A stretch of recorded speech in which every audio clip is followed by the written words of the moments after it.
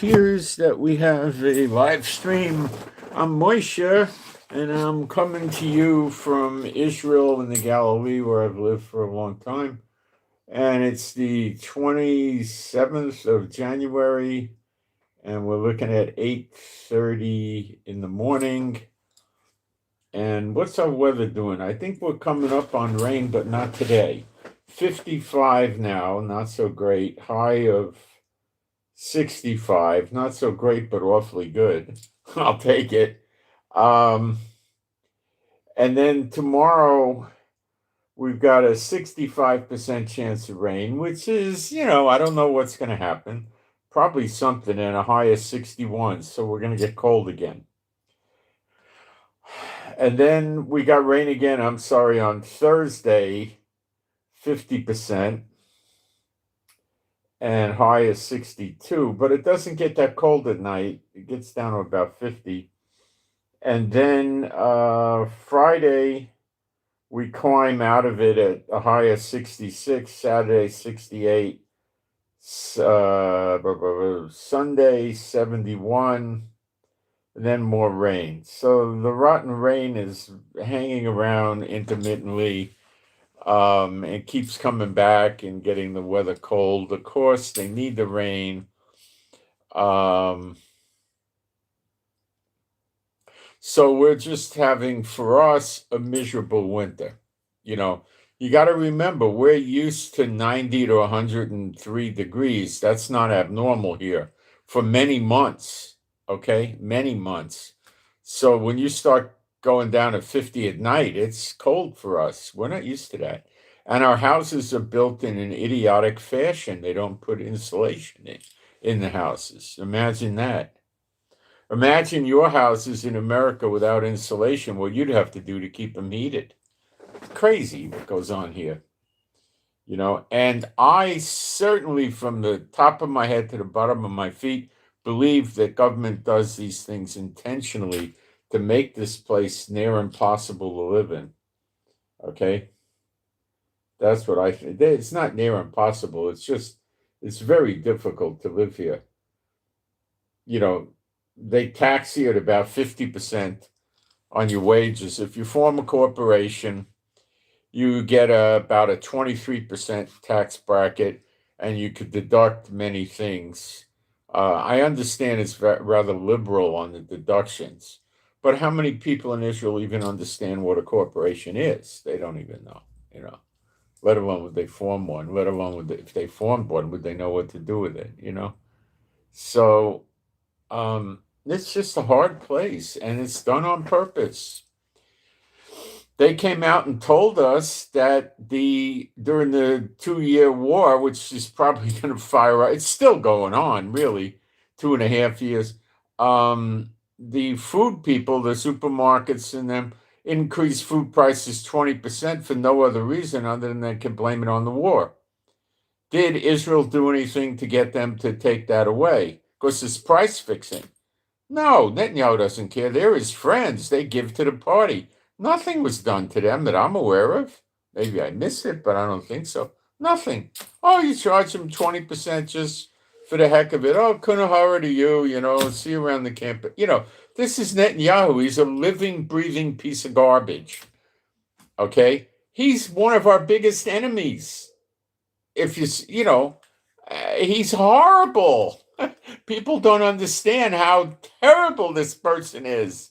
It's a stretch to call this a human being. That's how bad he is. So Smotrich is calling for new elections, I think, yesterday. That means a vote of no confidence. That means Netanyahu's in panic, and he's in panic with the Iran crisis at the same time. Good move, Smotrich. Crush the pig. Get rid of the dog. But I don't think he can. So I don't know if they're actually going through with a vote of no confidence. Bennett is plotting ahead, voraciously. Now, Bennett is another piece of junk. But, there's, let me try to think of a way to phrase this. Bennett, I don't know. Bennett is just not as bad as Netanyahu. Okay? Bennett wants to fund the healthcare system in Israel. Bennett wants, he's not bad with immigration. Bennett will pull the stinking ultra Orthodox rabbis off of controlling the kosher and immigration and who could get married in Israel and adoptions. Bennett will get rid of that. I don't think he gets support from these people. Okay. Uh, when it comes to wars, they're all no good, you know. Um, Bennett wants housing, you know, reduced price housing. Prophetically, there's no time for this stuff to develop, so it doesn't make a difference. But Bennett is less of an evil, you know. Like look, the way I would look at it is, you know, Netanyahu's like a case of double pneumonia, where Bennett's like a case of the flu. Okay, he's not going to cause you that much damage compared to Netanyahu. Netanyahu just, I think he hates us. One reason being, aside from being an espot, he sees the country trying to put him in jail. So what he did is irrelevant to him. Oh, they're trying to put me, the great one, in jail. I'm the greatest leader, for, you know, and then he's taking it out on us. So I don't know if Bennett's ideas have any Bennett, if Smotrich's ideas have any validity, and I don't really know if Smotrich can get along with Bennett easily. Bennett is going to be more to the right side of middle. You know, he's going to be in the middle, left and right. He'll be more in the middle, but on the right side of the middle, maybe, which is about where Netanyahu is. None of them are right. The only ones that are right wing are Smotrich and Ben Gvir, and they'll persecute the Christians if they get into power. Don't kid yourself, and the Messianics, and they'll persecute I don't know who else. You know, so they're in great deception. You can't get a heavy duty religious party in Israel because we don't really know how much of Israel is secular, but if we're just going to pull numbers out of the air as a guess, half. So half don't go to the synagogues with any regularity. Halves don't give the rabbis much credibility. Half want to live like an American or a European, and that's it. You know, so they're not going to put up with this stuff with you know, right wing doctrines.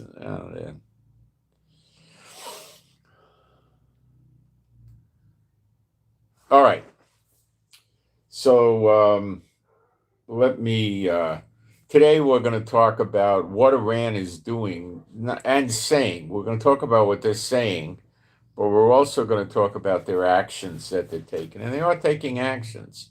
Apparently, there's been dialogue. You know, using third parties behind the scenes between the Trump administration and the Iranians. And we'll tell you what the demands are that we picked up that Trump wants. Okay? What Trump wants. And you'll see the absurdity of that. Now, Trump could just be starting high in the negotiations and then give in, but you know, we'll see. Remember, Trump is a very weak person, and don't tell me he's not. Look at his actions. If you listen to Trump's mouth, he's the great one. But if you look at his actions, he's a punk, okay? And he backs out all the time. What did he do with Venezuela? Nothing. He kidnapped Maduro. Did he ever invade it? Did he ever take it over? Is America benefiting from it? Or, you know, not very much of anything, is there?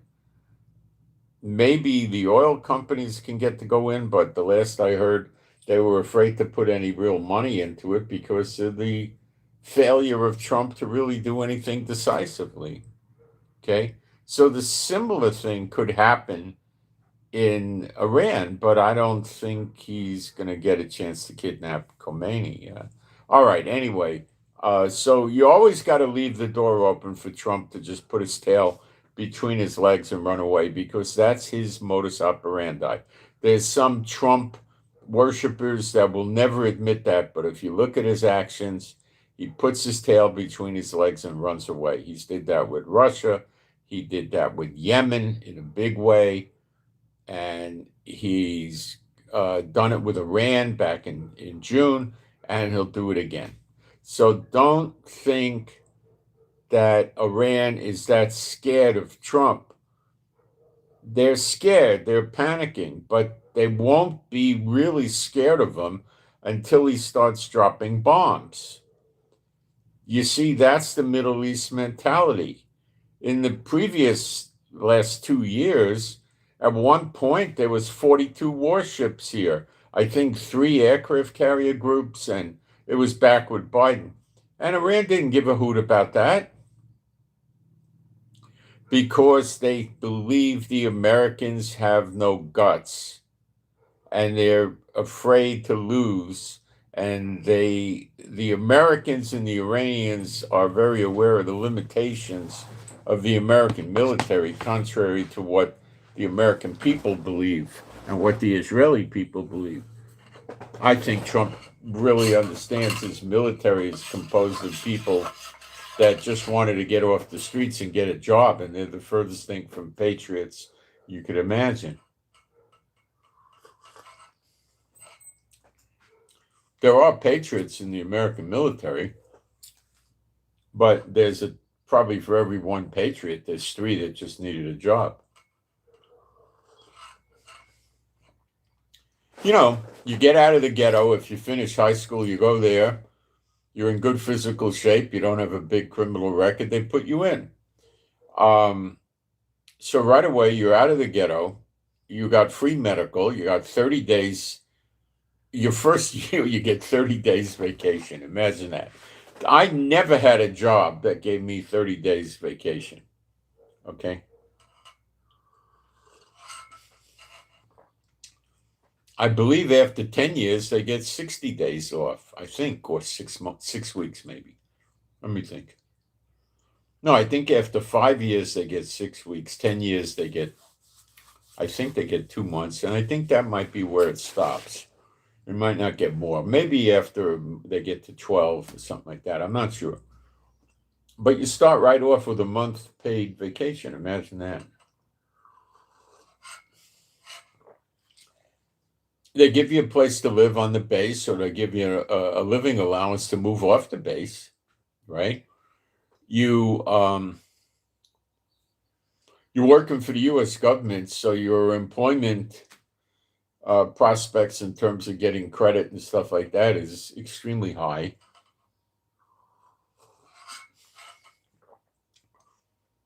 And you get job training. So let's say they want to stay out of the bloodbath, so they go into cooking. So they learn how to prepare meals for hundreds or thousands of people a day. Thousands, right? So they get out and they join some operation like in Great America or some restaurant place in a hotel that serves, 300-400 people a buffet or breakfast or something, and they get to work there and they get a pretty okay rate of pay. They retire with 20 years and that kind of thing. I think they would probably get $60,000-$70,000 a year today. And remember, they're pulling some sort of pension. So if they get out as some sort of master sergeant, they're probably pulling down, I don't know, maybe $1,500-$1,700 a month, and then they make that, and they're still young, so they work at that job. And then when they get to be 66, which prophetically ain't going to happen, but then they'll have Social Security, they'll have full Social Security, the military pension, they'll be living okay. They could support a family. They get more money from the military. And, a lot of the military, probably 80% of it, are not pulling triggers. They're working on vehicles. They're working on building buildings, carpentry, right? They're working on electricity. They're working with computers. They're working with making bridges and roads. They're working a quartermaster corps. They're going around buying meat, buying uniforms, various things the military needs, right? They're doing communications. They're building towers and stuff, right?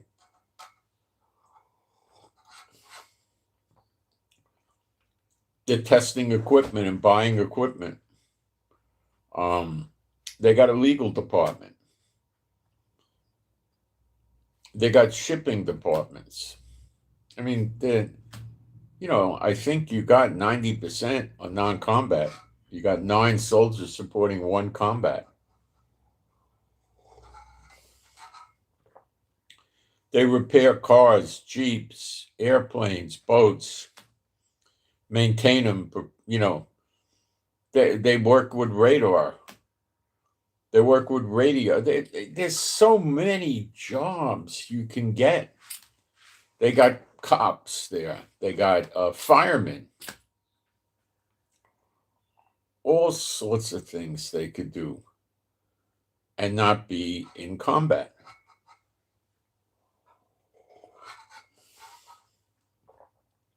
A lot of them wind up on ships. They think that's pretty safe. It is, sort of. And they're not, who in ships is doing real combat? The pilots. Even the guys that work the phalanx guns and defensive missiles and stuff like that, and offensive missiles, they're not really in combat.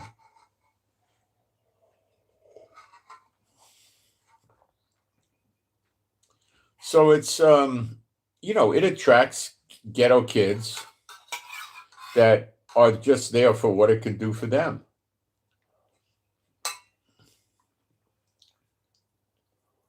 The military will put them in college. They could go to college, get full pay, living allowance, and spend years on a campus. It happens.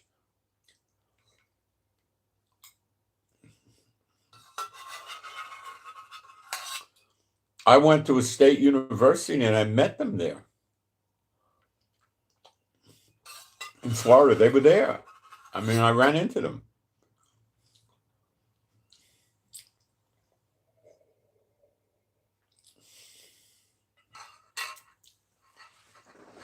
So that's where you got a lot of these kids coming into the military.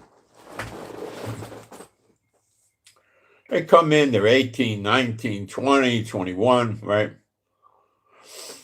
They tried working in, would you like fries with that? Or bagging groceries or ringing up the register at the supermarket. They're sick of that. They want more than that. The amount of money they make doing that is starvation. So they go see the recruiter and they learn what the military can do for you. And they go in.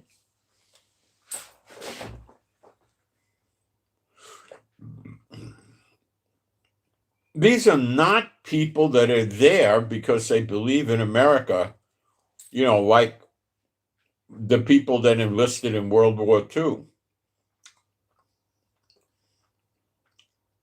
They're more like the people that got drafted in Vietnam and hated it and didn't want to be there. But they want to be there because that beats being in the ghetto. And it gives them a way out.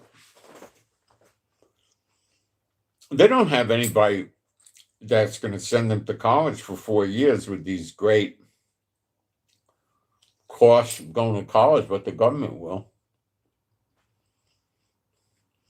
So they could do a lot of things,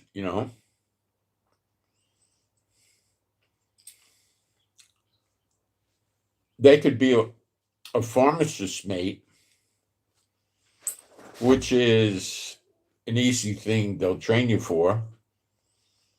And, if you're a good guy and you're there 8, 10 years and you ask them to train you to be a pharmacist, send you to college, they'll do it. You'll have to commit to work for them as a pharmacist. And when you get out of the military, you're a licensed pharmacist. What would you make today? 80,000 maybe? An extremely experienced pharmacist like that? Make a lot of money in a big hospital or something. or work for a military hospital as a civilian. There's a lot of things you could do. Work for an HMO, So that's what you got in the military.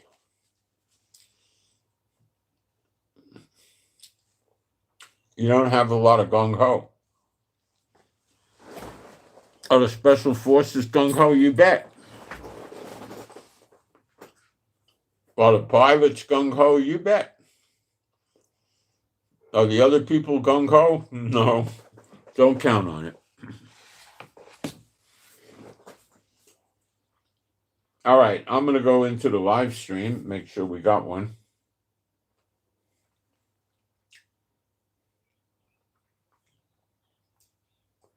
Looks like we do.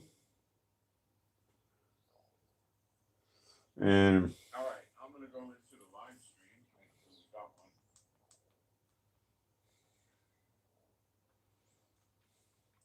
So what my suggestion is Trump doesn't have a lot of credibility. He doesn't rely on his military. He knows what the military is and isn't.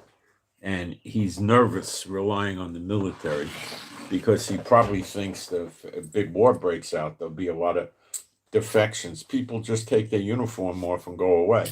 Now, if you're in the ocean on a destroyer, how the heck are they going to do that? They're not. But other places, they can. That's how militaries fall apart. They just put on civilian clothes and walk away.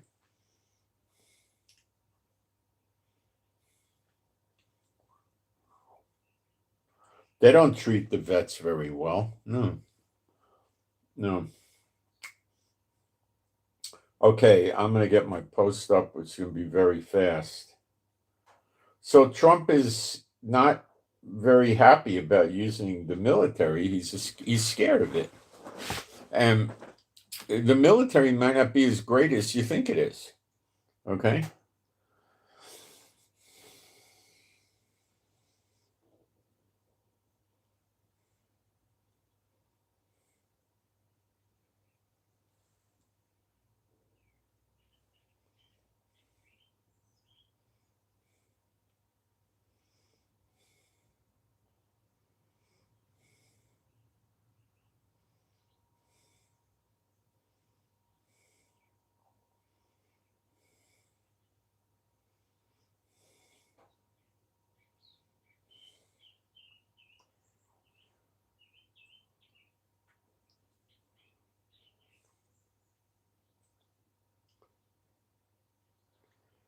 I was in the Army 34 years. It will be just fine.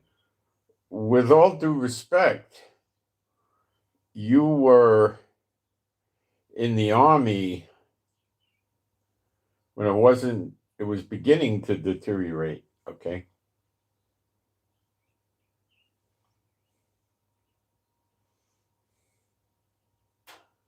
We'll see in days what Trump does, We'll see.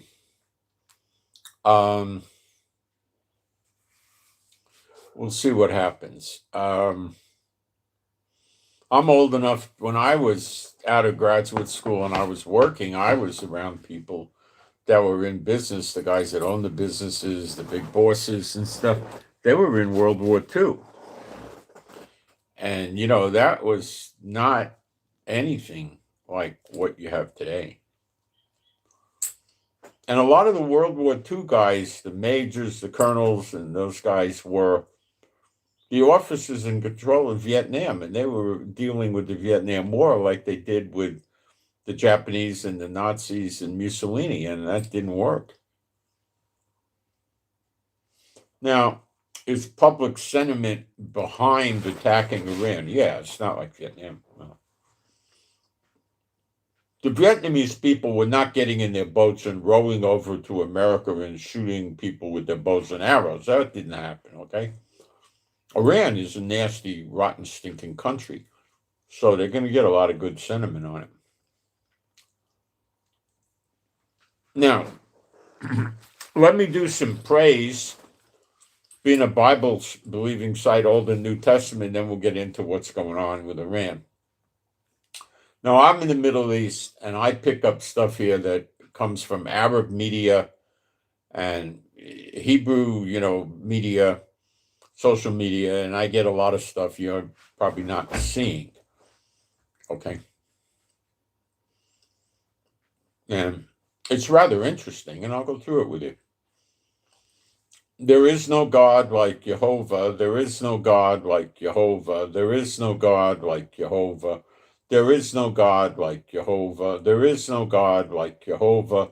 There is no God like Jehovah. There is no God like Jehovah. There is no Messiah like Yeshua. There is no Messiah like Yeshua. There is no Messiah like Yeshua. There is no Messiah like Yeshua. There is no Messiah like Yeshua. There is no Messiah like Yeshua. There is no Messiah like Yeshua. Okay. During World War II, the American military did not have guys that were male officers, and then all of a sudden they started wearing female uniforms because they decided to change the way they identified with their sex. Okay.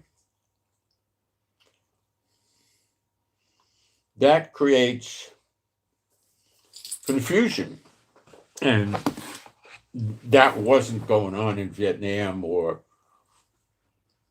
World War II or Korea or anything like that. All right. It's getting warm in here. I don't know why. I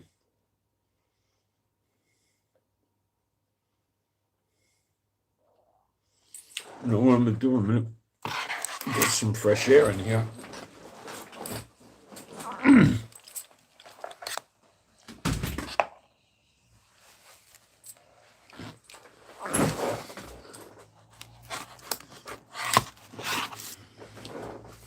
All right. Now, this is what's going on. First of all, the continuing whirlwind of the Lord is going to hit America again. It looks like maybe another snowstorm could be on the way for the Gulf Coast and the East Coast. That would be by the weekend.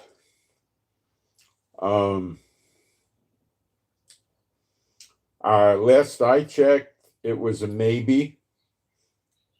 So it may not come, or it may come and it may be weak.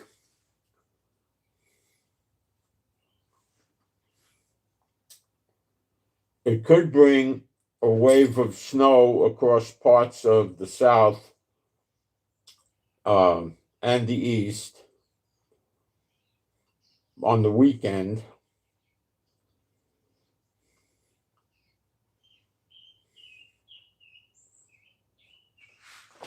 And it could be hitting people that just came out of a storm, which is going to be ugly. So we'll see what happens with that. But again, it may not happen. I checked for gold a little while ago, and gold is doing fantastic. $5,110 an ounce. I believe that's a new high.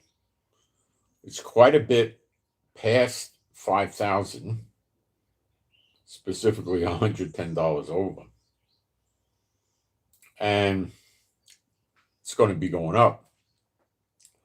And the war hasn't even started. And that shows you the insecurity of people around the world, in Europe, in Asia, North and South America, Africa, all over, are going to gold because they don't trust their governments. This is the period of recompenses to pay back on the nations. Okay? They're scared. They don't know what's going on in all the other nations. They know what's going on in their own nation, and they're scared. Silver, at the same time, hit $117.84. Isn't that amazing? So, I'm sitting here thinking, when the wars break out, how could silver not hit 200? Could it hit 300? And there's people that study this that are saying silver could hit 1,000. I can't swallow 1,000. I could not even really swallow 500, but maybe I'm wrong.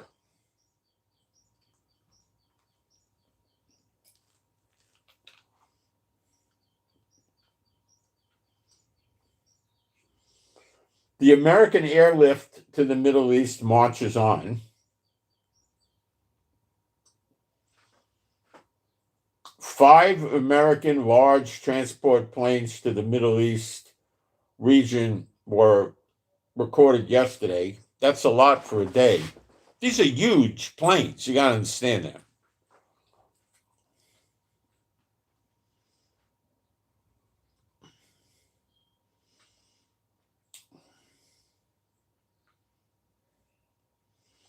In the past week, from the 18th of the month until yesterday, 42 such large cargo plane flights were recorded from America going to the Middle East. So China's sending a lot of flights into Iran. Russia is sending some into Iran, not as much as China, and America is sending a lot. So it's building up. Now, this is something I wonder if Trump's an ally of this country anymore. The Afghan Ministry of Education confirms that access to schools for women in the country is permanently banned. Now, would Trump consider himself an ally of a country like that with such an anti-woman policy? And the big thing is the people in America are so asleep at the wheel they wouldn't do anything about it if he did. I don't think he's very friendly with Afghanistan right now.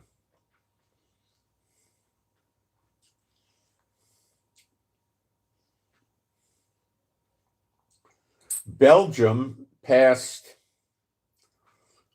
a law banning their airspace from being used to transport military equipment to Israel. So Belgium wants to see Israel get destroyed. Don't take it any other way. You're kidding yourself. Many other countries do too.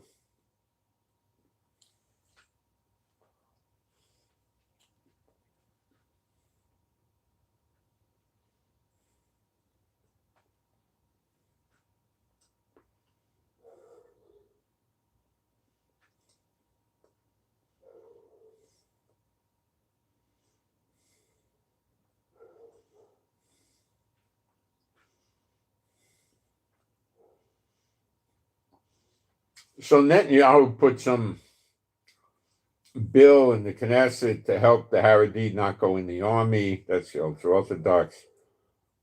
And Smotrich made some amendments to the bill.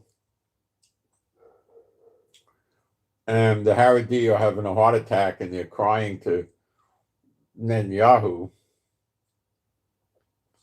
And what's Netanyahu doing? Well, I'd say Netanyahu's in panic because he's got 3 criminal cases pending in court, active for corruption.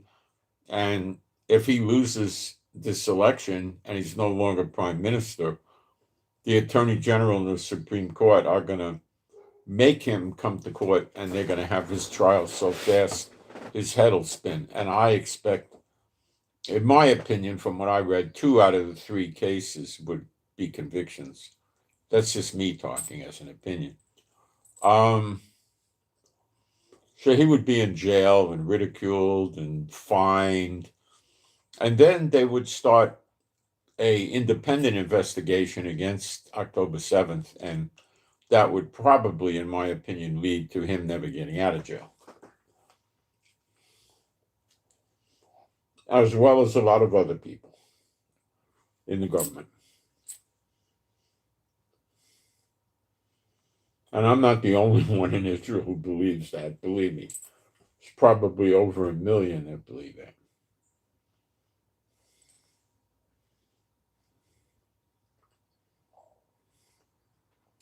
In China, China's defense ministry announced an investigation into General, oh boy, Zhang Yuxia, who was for years the second highest military officer after President Xi Jinping as vice chair of the Central Military Commission, the top military decision maker. Another top general, Liu Zhenli, chief of the Joint Staff Department, is also under investigation. Official Chinese statements say they are being scrutinized for serious violations of discipline and law, a phrase often used in China for corruption or political misconduct. Why is this a big deal? Because Zhang was for a long time viewed as a close ally of Xi Jinping, making his investigation very unusual and significant.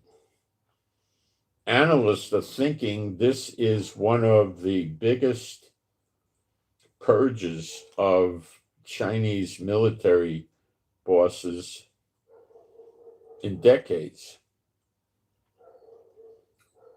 Maybe the most drastic since Mao Zedong.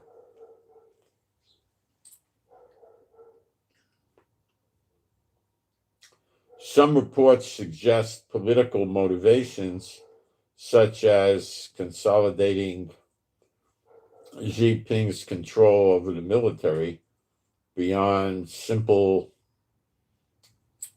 anti-corruption.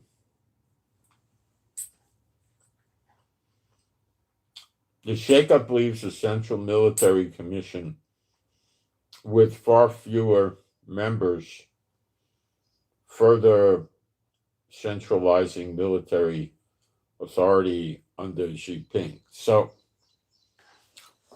why is this really important? Because it could be that the military was opposing Xi Jinping. For instance, Xi Jinping didn't want to attack Taiwan, and they wanted to. Or Xi Jinping wanted to attack Taiwan, and they didn't want to. And same with Japan and North Korea, with South Korea and all of that, right?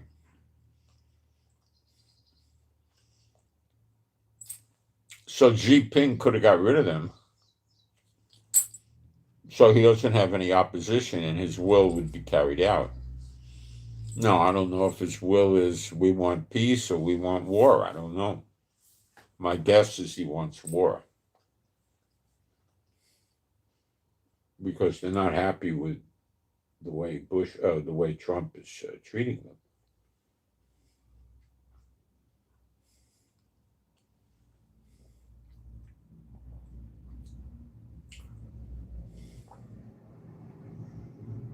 It's hard to say.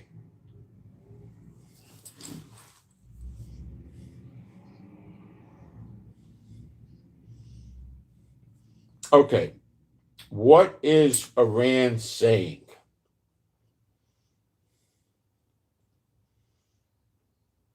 Iran has begun strict military surveillance of the American aircraft carrier group in the area, the Abraham Lincoln with the escorts. There's 4 boats. The Lincoln is 1, 3 escorts.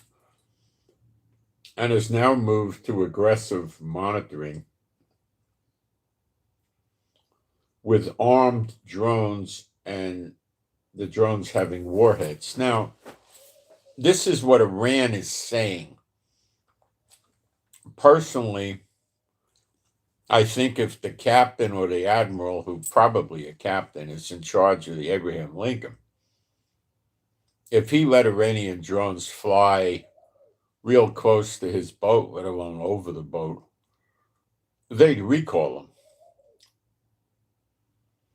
Now, maybe the drone could get with altitude some miles away,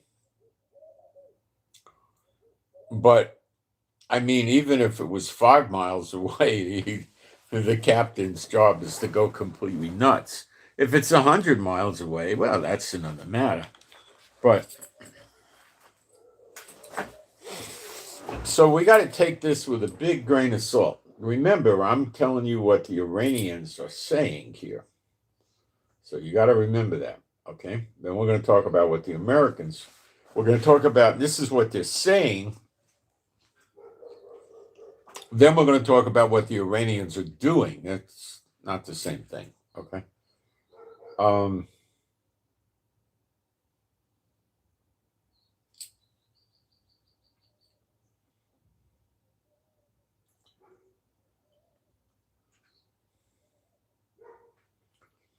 So this is aggressive monitoring of the aircraft carrier group.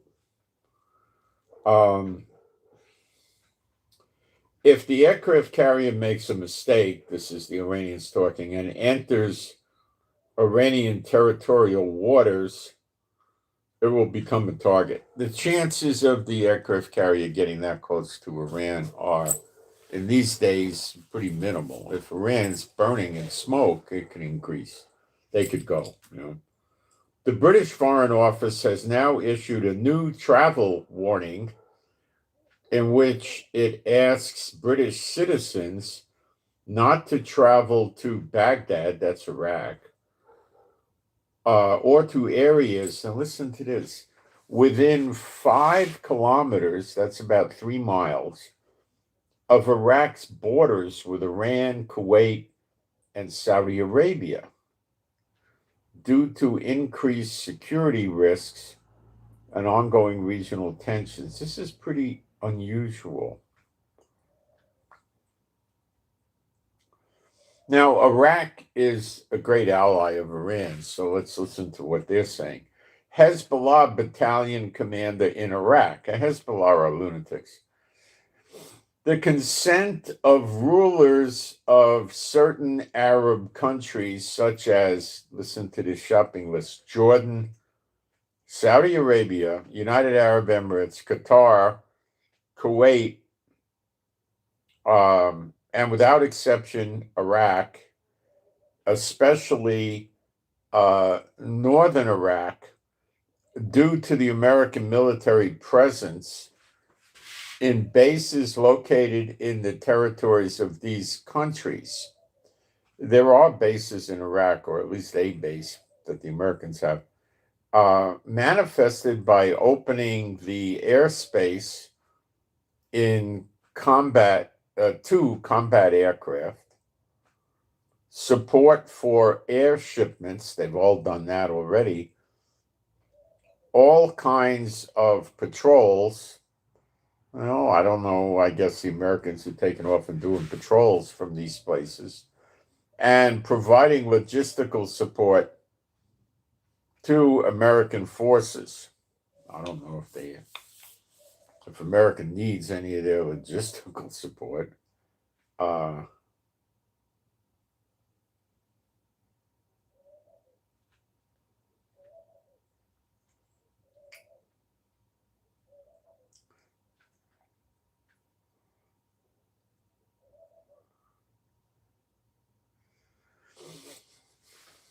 And then it says it is appropriate that these rulers of these countries refrain from this.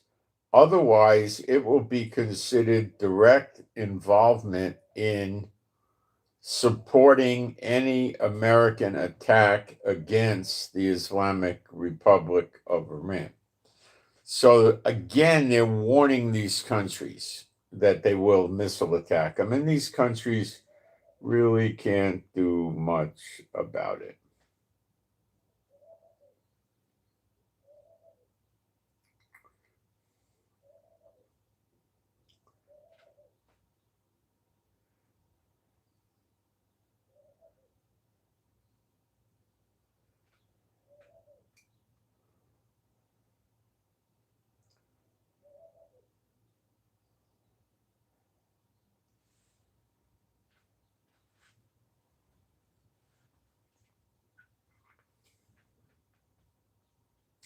The Iranians also said that if you're imagining carrying out a limited and quick operation against Iran, is a misunderstanding of our capabilities. I totally agree with that.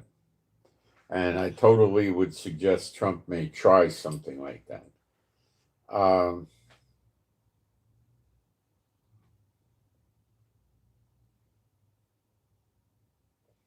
So there are people reporting that Iranian drones are surveillancing the aircraft carrier Lincoln, but you got to take that with a grain of salt. The sources are not that great on it, but it could very well be true.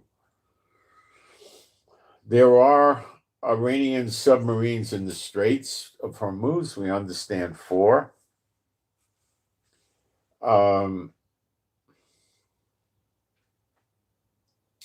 the Iranian airplanes are the fighter jets, which are Cold War era or older, are patrolling the airspace over Iran. These are their own friendly planes, Iranian planes. Now, I think the American pilots would just want to send the Iranians a present if they took their fighter jets and launched them when American jets were coming to attack. Because unless it's changed, if an American pilot kills three foreign fighter jets, he becomes an ace. And I believe as an ace, he can, when the conflict cools down, he can tell them he wants to be stationed wherever he wants. So let's put it in perspective. He could leave Wyoming and say he wants to be in the Gulf of Florida or Southern California or Rome or Germany or Japan or Hawaii or wherever he wants to go. If he likes hunting moose, he could say Alaska. Whatever the guy wants. If he likes fishing, he could say the most southern part of Florida he could get into. But they love it. Iran would have to be morons to launch their planes, but they might. I think they're launching the planes so the people could see it and say, "Oh, our aircraft is over us now." Um, at the same time that their planes are flying overhead, the geniuses in Iran are also testing their anti-aircraft systems. They're test firing them. So the big, $100 mystery, and I believe most of us are suffering from this, is the 16 large cargo planes that China recently brought into Iran over a 56-hour period of time. What the heck did they bring them?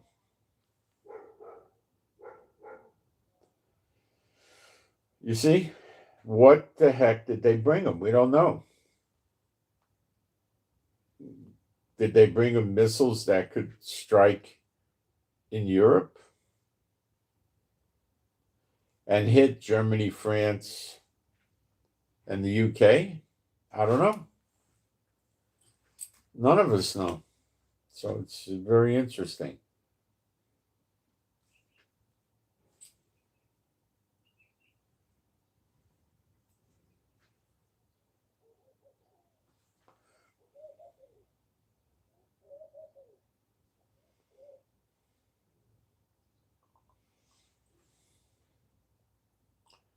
So everybody's saying that the Abraham Lincoln aircraft carrier is now reported into CENTCOM, and they're under CENTCOM's command. So they're technically, you would say, they're in theater.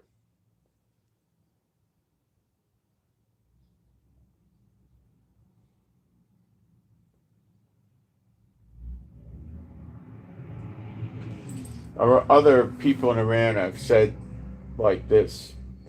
Iran has begun strict military surveillance of the American aircraft carrier in the area and now moved to aggressive monitoring with armed drones and drones carrying warheads. The aircraft carrier makes a mistake and enters Iranian territorial waters, it will become a target. See, you've got to learn how underimpressed the Iranians are as a show of force. They interpret that as cowardly behavior.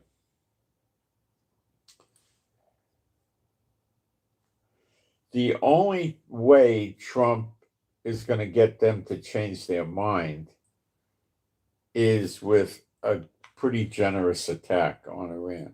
Having Israel, attack Iran isn't going to do anything. They already know that, America's a bulldog, a pit bull for the United States, and we will attack and attack and attack and attack and attack. We won't stop.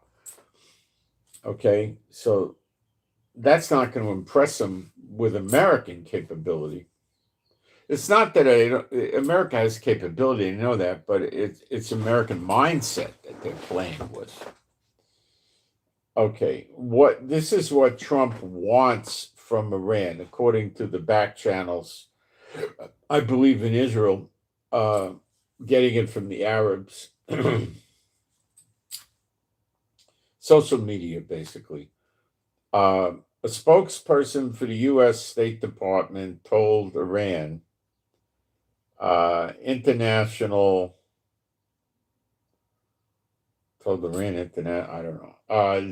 the Trump administration wants the Islamic Republic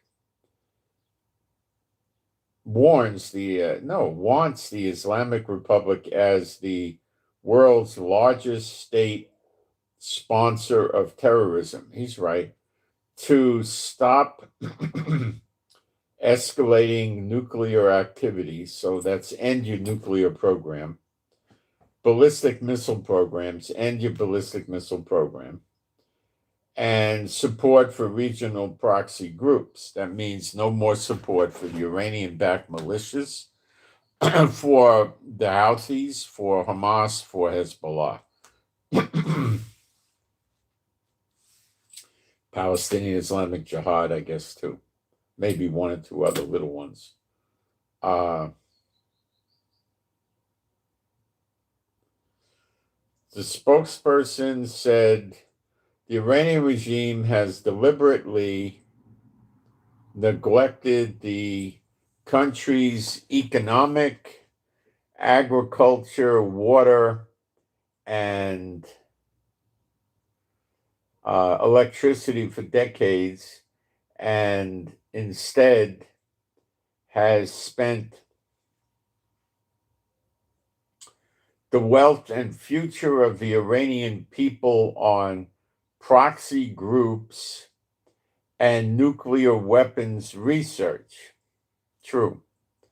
These remarks were made responses to a question about reports from Iranian state media claiming that recognition of Israel had been added to the preconditions of Donald Trump's administration for peace with Tehran. Yeah, I did hear that too. I covered that yesterday. U.S. demands also releasing all political prisoners. They want them basically to get rid of their long-range ballistic missiles, get rid of all their nuclear material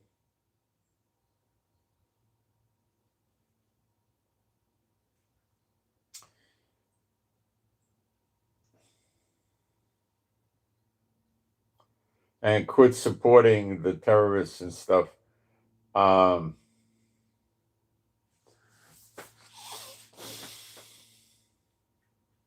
So do we think Iran's going to end their proxy support? No.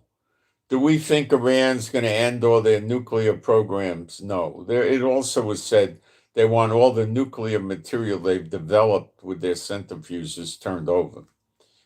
Is Iran going to stop persecuting their own people, which is also going to be a demand? No. I mean, what is Iran going to stop? Nothing. So it's all boils down to whether or not Trump got the guts to push it. And I think I'd give it 80%. But I'm not sure, if Trump won't punk out. I don't know. Something's got him very afraid, and I don't know what it is.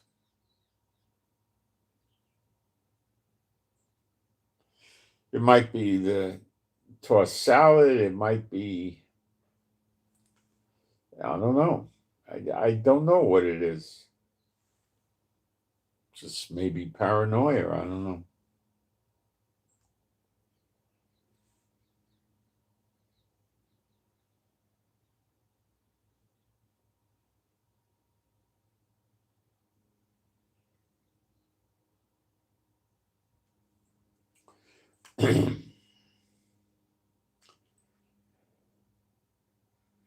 All right.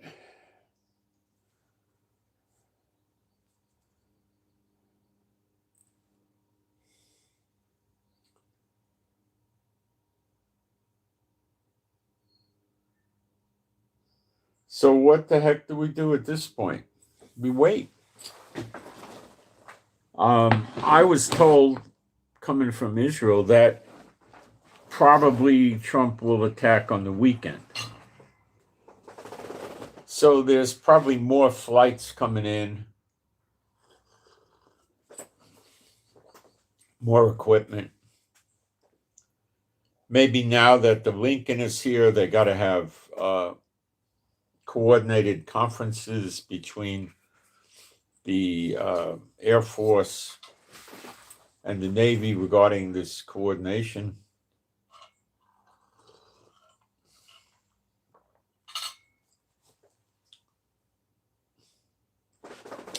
The United States never talks about submarines in the area. If you think that the Lincoln is here with 3 escort boats under these conditions, and there's not at least 2 submarines lurking around underwater protecting the Lincoln, think again.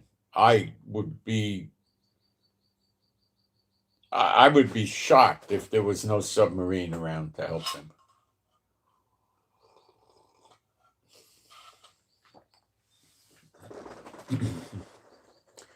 The American submarines are so potent, maybe one's enough, but I think they're not going to take a chance, and they'll have 2. Now, I was told there were other ships in the region also, including Coast Guard cutters. So there's a lot of ships. That's what I was told. Now, I can't. How do I verify that? It's a little difficult. Maybe it's not, but I think it's true. I think even before this thing with the blow up, with the aircraft carrier coming over here, there was still a small number of ships floating around the Middle East, So my take was it was in the amount of ships was in the 20s, which is plausible because I've seen it go as high as 42. Now that 42 may have counted a few ships coming from our allies like Great Britain, but it was still a lot.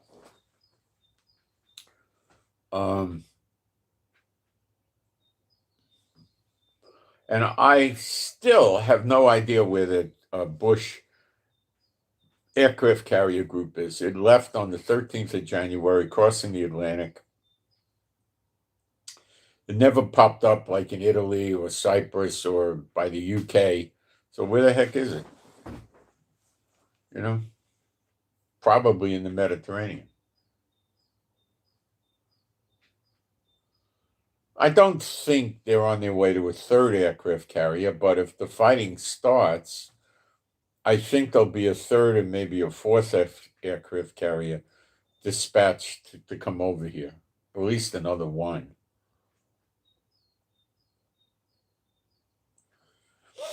Iran is a very, very large country. Let me get a comparison of the size of Iran to other countries for you, so you get a good feel for how big this joint is.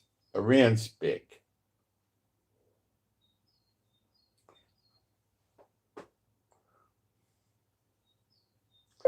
How big is Iran?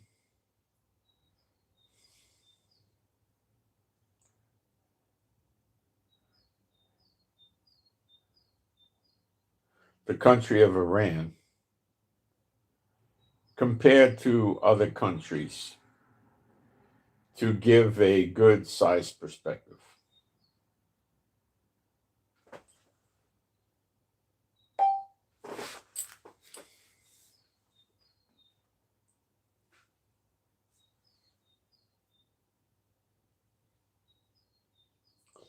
So Iran is 1,650,000 square kilometers, about 636,000 square miles. Guys, that's bigger than Disney World, okay? It's bigger than New York City. Let me get some comparisons here.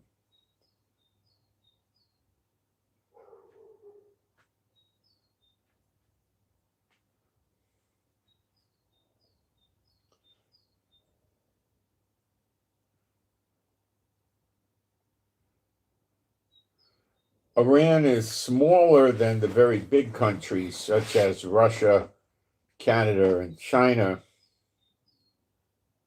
America, Brazil, and Australia, and India, and Argentina.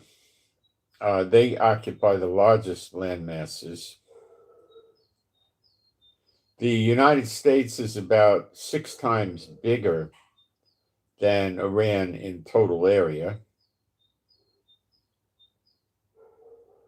Japan is much smaller than Iran. Now, France, which is a rather substantial country, is 1/3 the size of Iran. Germany, 1/5 Iran size. That's a good sized country, too.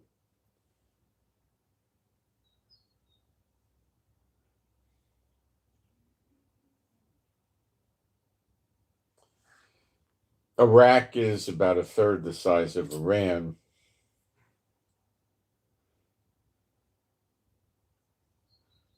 Iran is about 70 to 75 times larger than Israel.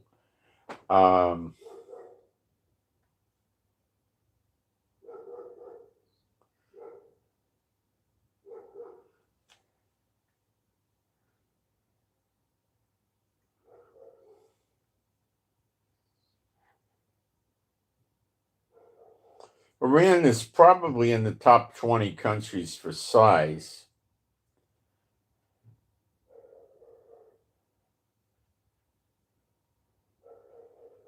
Okay, so it's a big place, and it's full of mountains and tough terrain. There's a lot of places to hide.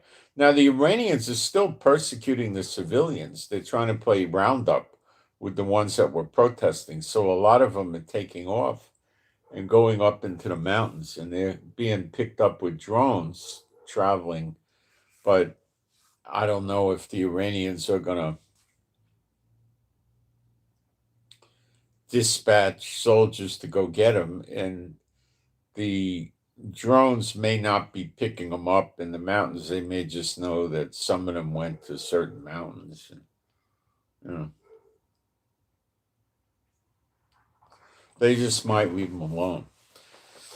Now, Trump, as I told you, is, in my opinion, going to use bombing and missile attacks and drone attacks to discombobulate the Iranians, the security forces, so the protesters can light it up again and start burning the place and destroying the government buildings. Because when you destroy the government buildings, you ruin the credibility of the government, and then the government appears to not be in control anymore. For instance, you get rid of all their courts, their electricity administration, their transportation, their immigration, their anything, their tax authority, their central bank. You get rid of the banks, and it looks like there's no government. There is a government, but there's no manifestation of it anymore. And then the idea is to start a new government and then bring in the Shah's son and anoint him the new dictator of Iran, and see what happens. If this does happen, it'll be temporary. The country's going to be destroyed. Now, when you know the country's going to be destroyed, and we seem to think this is it because the time seems right, well, what are we looking at? Well, you're looking at them, the Iranians doing something to get so many countries mad at them that it's going to be obliterated. Okay? In other words, the Iranians are going to keep what happened in Dresden and Hamburg and Berlin at the end of World War II. They were the Allies went in, and they were mostly America putting up fuel combustion bombs in the atmosphere. How did that work? The bomb came down holding a huge amount of fuel, like gasoline, maybe aviation gasoline. It came down and it exploded in the atmosphere, creating big fireballs and blast forces. And it was so bad, they did so much bombing that it sucked the oxygen out of the atmosphere. And the people in these cities like Hamburg, for instance, were choking from no oxygen and dying.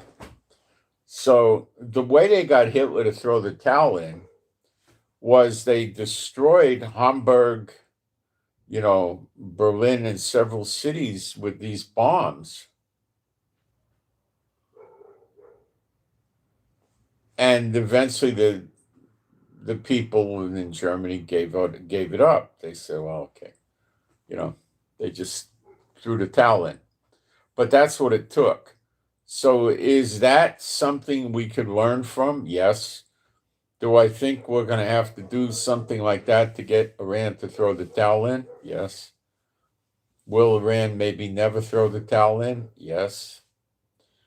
Can they think if they keep pushing the attacks, Iran will throw the towel in, but then the fires get out of control and the people just have to evacuate the country?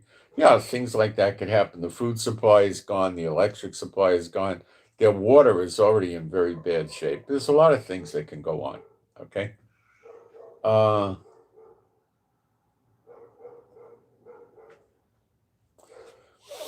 So Iran doesn't have a bright future. Will Iran do a preemptive strike against the United States? Well, you always have to leave a chance for that. But my leaning right now is heavily in the no area. I'm not saying 100%, but probably 80% that I doubt Iran's going to do a preemptive strike because they're still thinking that Trump doesn't have the guts to initiate a first strike, and they'll just sit there and wait.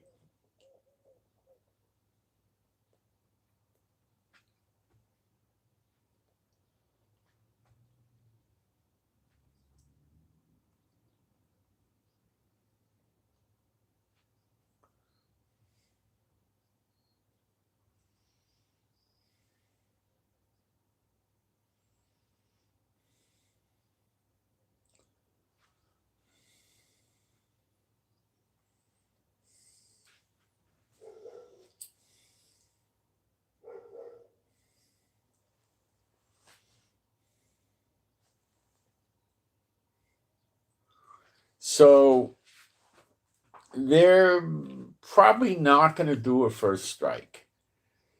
the idea of a first strike would be like Iran launches 500 missiles and they hit the American bases in Kuwait, Bahrain, Qatar, UAE, Oman, Jordan, Saudi Arabia, and try to destroy all the American military equipment on the ground and, light those countries up on fire. Uh, Possibly attack the oil refineries, maybe not in the first wave. Where does that get them? Well, it gets them these countries all coming back at Iran, along with America, Great Britain, Germany, and France, and maybe NATO joins in. So they're sitting there pulling their hair out and they're saying this isn't a great idea because it could come back on us much worse than it is now.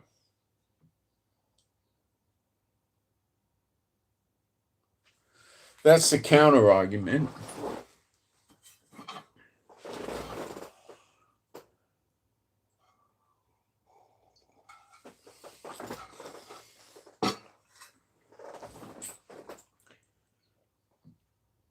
Tactically speaking, if Iran was going to do a first strike, they would have done it at least a week ago before America got everything into position. So they could create a lot of destruction in these military bases and deter America from using these bases to prosecute an attack on them. That's what they would have done, I believe. So it's a small chance they'll do a preemptive attack. And I think it boils down to Khomeini and his generals going crazy and then saying, we got to do this, let's attack them first, show them how crazy we are, and maybe they'll back off. You see, they're all in bunkers. The big Satan bot leaders are all in bunkers, and they're probably not going to get hurt by the bombs and the missiles. They also don't care about losing, 3-4 million people. It doesn't bother them. So that's, what they could try. It's a little bit too late now, but they could try it.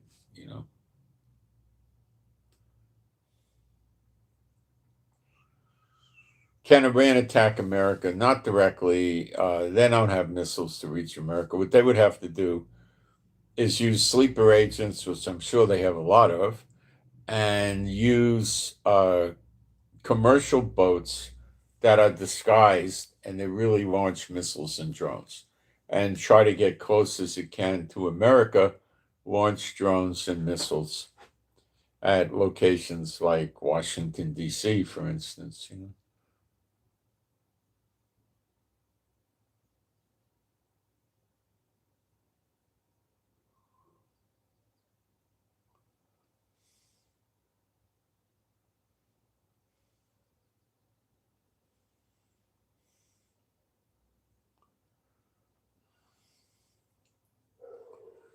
So that's where we sit.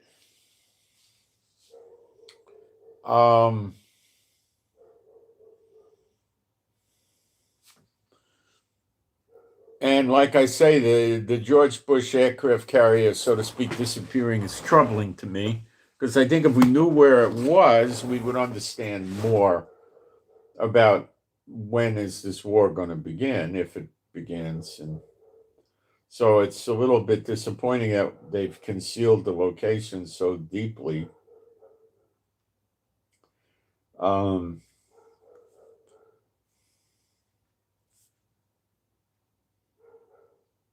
all right, let me see if we're getting any questions in the live stream, and then we'll get on to Elijah preparing the way. Um,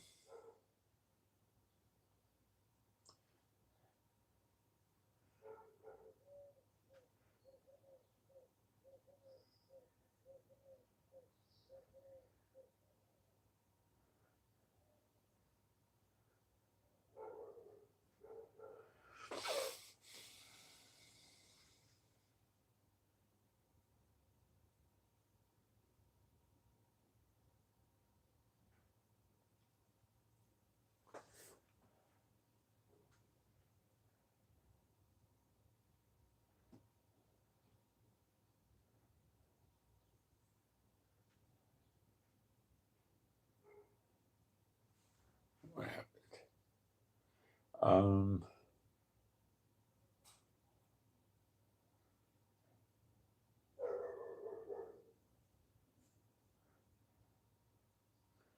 They ain't playing USA. No, America's not playing. What America really wants is to break up BRICS and the two big sellers of oil in BRICS that want to sell oil off the US dollar and break the US economy, put America into poverty is Russia and Iran. Okay, the UAE and Saudi Arabia are in a lightweight way are in there, but they could be handled by Trump. So Russia, Trump is using Ukraine to attack Russia and kill their oil refineries in wholesale quantities, and it's working. And now he wants to shut Iran down because they're breaking sanctions all over the place. So he wants to stop that. And then BRICS doesn't have the oil, and they're not going to hurt the American economy, and then sort of a scenario. That's what his real goal is here.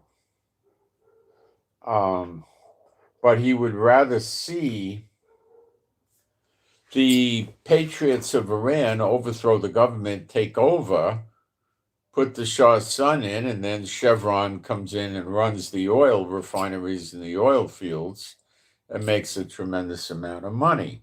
And Iran would probably prosper. But that's not what the prophecies say. So don't think it's going to work out, but it could work out very temporarily.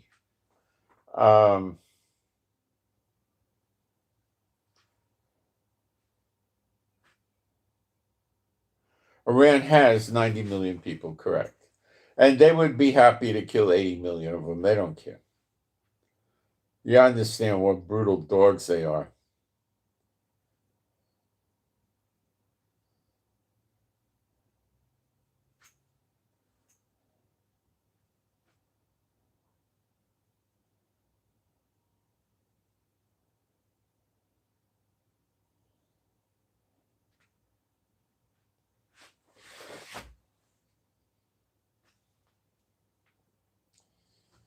Iran, somebody wrote a comment, Iran possesses the largest and most diverse missile arsenal in the Middle East. In the Middle East, yes. With estimated suggesting that they have 3,000 ballistic missiles. I think it's more like a little under 2,000, but we're in the general ballpark here, you know.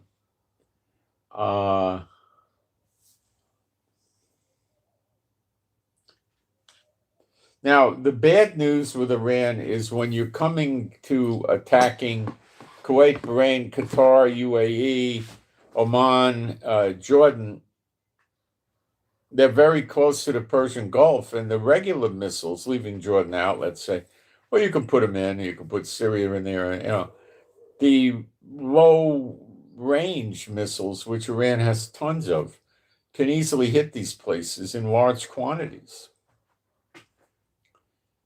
When you start trying to hit Saudi Arabia, you're getting a little distance there, but they'll use the Houthis to hit Saudi Arabia, and they'll use perhaps Iraq to hit Jordan. Will they hit Israel? This is what a lot of people don't understand. The way Netanyahu is talking is it's going like this. If Iran hits us, is going to be the worst mistake they ever made. Things like this, right? If Iran hits us. So Israel's not planning on going out there and attacking Iran. I don't think America wants a joint attack between a Jewish state and America because of the bad press. So he doesn't want it.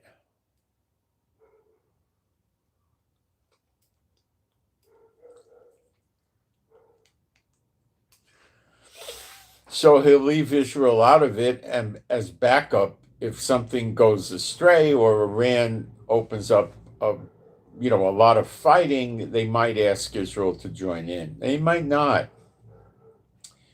If the Iranians fire on Israel, yes, Netanyahu will send contingents of 20 fighter jets at a time, probably, to bomb Iran. So they'll go there, they'll maybe use refueling tankers, they'll bomb Iran, they'll come back, and as soon as they're coming back, another 20 will come, and then another 20, and another 20, and it'll keep going, probably 3 to 4 times a day in the early days of attacking like this. And then it'll probably drop to 2 to 3 times a day.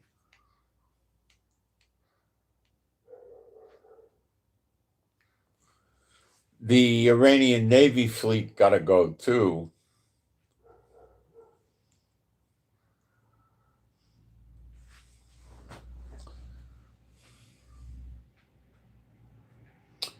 Now, what we all don't know, do you know that China's not going to help Iran? Do you know that Russia won't help Iran? Do you know that Belarus won't help Iran? Do you know that North Korea won't help Iran? I don't. Do you? How'd you find out? I'd love to hear it.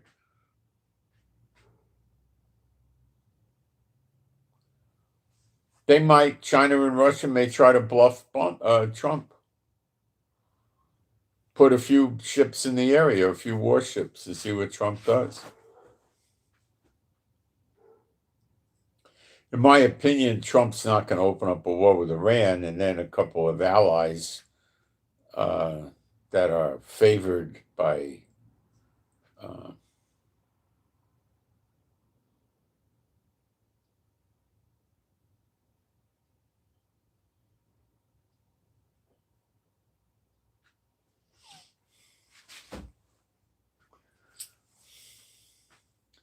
none of us know. Okay? You think China's going to tell us what they did? The first sign, if China wants to get into this fight, would be to give the Iranians not just whatever they could for defensive anti-aircraft missiles, but also aggressive offensive missiles that can reach. They can't reach America from Iran, but they can reach easily France, UK, and Germany, which are the three that have put fighter jets in the region, and they're the three that caused the snapback sanctions to be brought on Iran. So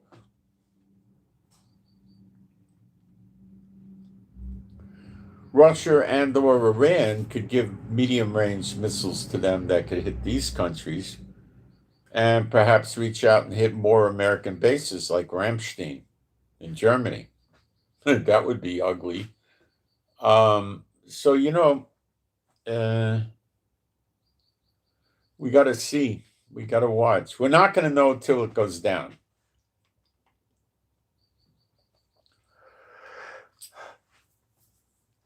I don't see any reason why Trump would just pack up and go home. If he wants the protesters to go out and go to work again, he tells them to, and then he makes a public announcement that any police or IRGC that are seen attacking or harassing these protesters will be blown up. They won't believe him. They'll go out and do it again, and then Trump could blow them up if he can get.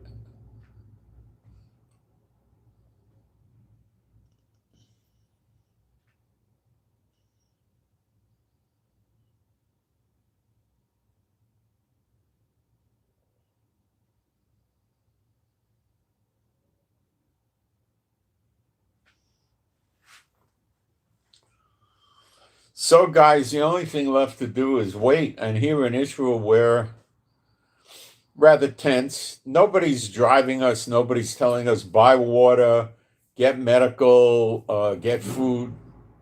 No.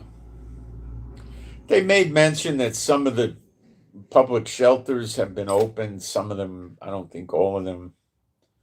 What else are they telling us? No, that's about it. We're not getting put. I mean, the military, like with the radar and the Air Force, they're on very, very high alert. And we have a lot of our military on a very high alert because they're worried about Hezbollah, worried about Hamas, and maybe something coming in from Syria and Iraq. So they're concerned. but it's not a super big thing. So I believe the thought is that Iran isn't going to open up an attack on Israel when they get attacked by America. They're going to have the hands full. They're also going to be getting attacked by the Brits, by the French, and the Germans because they've got their planes in Jordan and in Cyprus, and Cyprus is to keep them safe. And also in Qatar. Now they've got them in Qatar. So they're going to be bombing, I believe, and America. So Trump's got his umbrella for diplomatic purposes. He's working along with, three NATO countries. And then if Iran hits these countries, Germany, France, and the UK, it would likely, in my opinion, invoke Article 25 on NATO, and then Iran would be fighting against NATO countries at large, which would mean every country kicks in 10 or 20 aircraft and they load it up and they just keep bombing Iran like they did Hamburg and Berlin, in Germany, and just beat them down into the ground. And by that time, the country's so bad, everybody has to evacuate. The country has a severe water shortage, a severe electric shortage.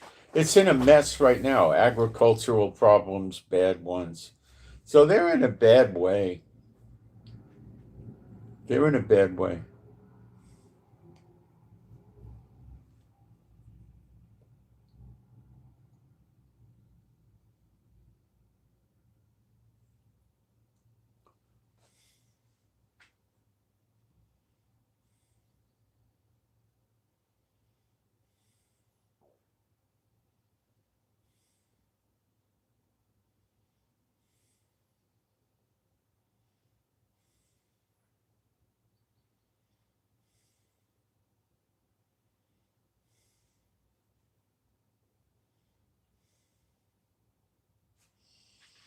All right, guys, I'm going to take a quick break and then we'll get into Elijah.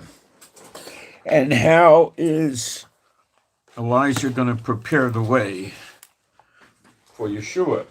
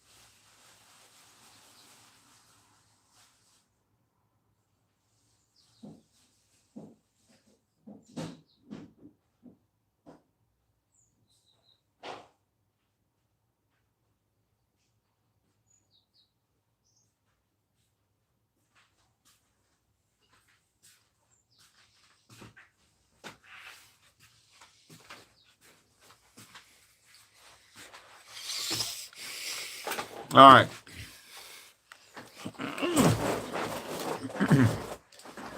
Let me get some scriptures out for you, because we'll do it by scripture. If we do it without scripture, we're playing church. Need the scriptures.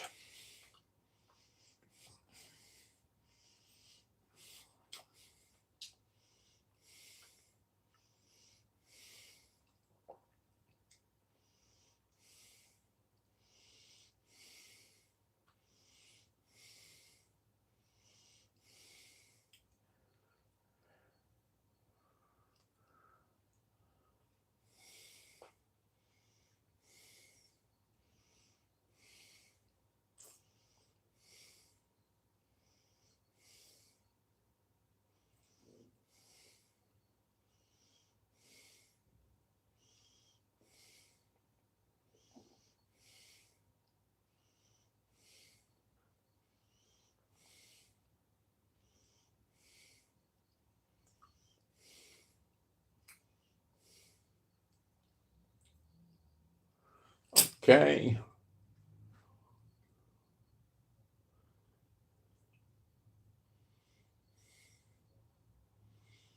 This is Acts 3, verse 21.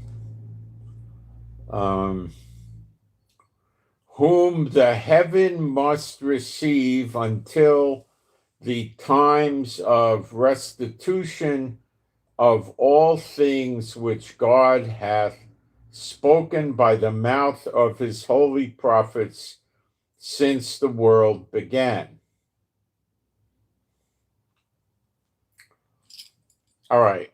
Now, what this is saying, whom the heaven must receive. So, Yeshua has to stay in heaven where he's seated at the right hand of God the Father. Like Psalm 110:1 says, the Lord said to my Lord, sit thou at my right hand until I make your enemies your footstool. Okay? Today, have Yeshua's enemies been made his footstool? No. So do we have any basis for a rapture today? None. For other reasons as well. No, you have no reasons. Okay? Now let's continue.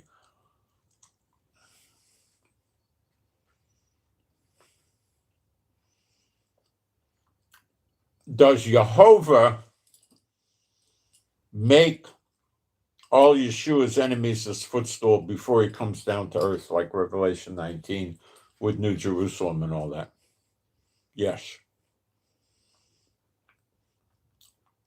Do we have to leave room for Jehovah doing that through Elijah? Well, I believe we do. Let's get some scriptures.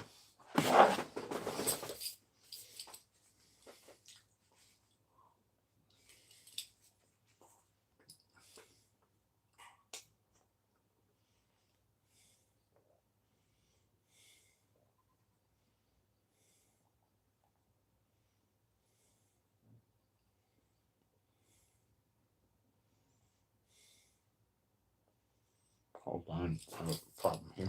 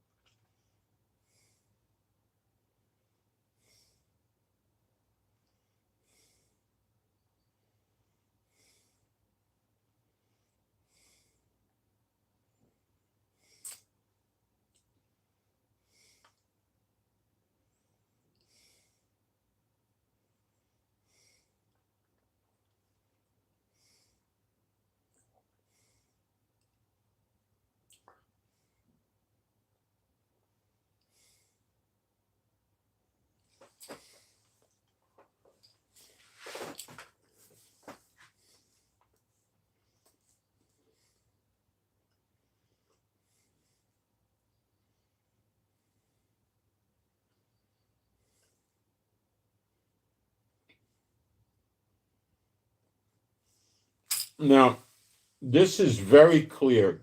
Matthew 17, verse 11. And Yeshua answered and said unto them, Elijah truly shall first come and restore all things. So let's not start calling Yeshua a liar, shall we? Let's not do that. Hold on a minute. I want to make sure we're still operating online here. Yeah.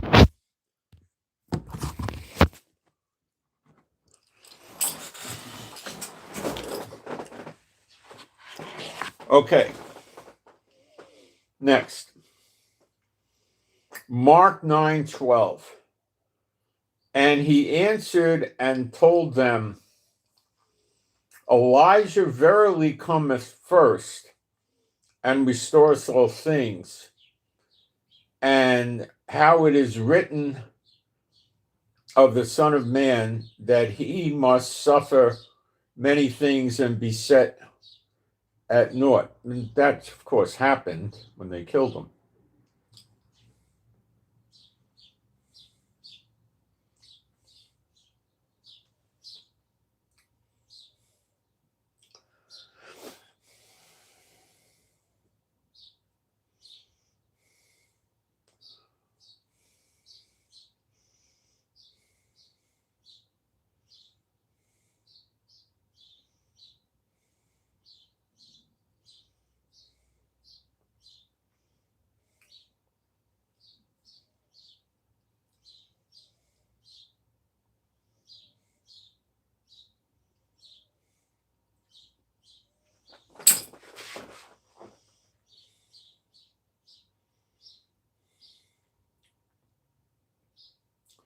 Okay, let's keep working. Matthew 20, it'll all come together, don't worry. Matthew 23:37. Jerusalem, Jerusalem, thou that killest the prophets and stoppest them which are sent unto thee. How often would I have gathered thy children together, even as a hen gathereth her children under her wings, and you would not.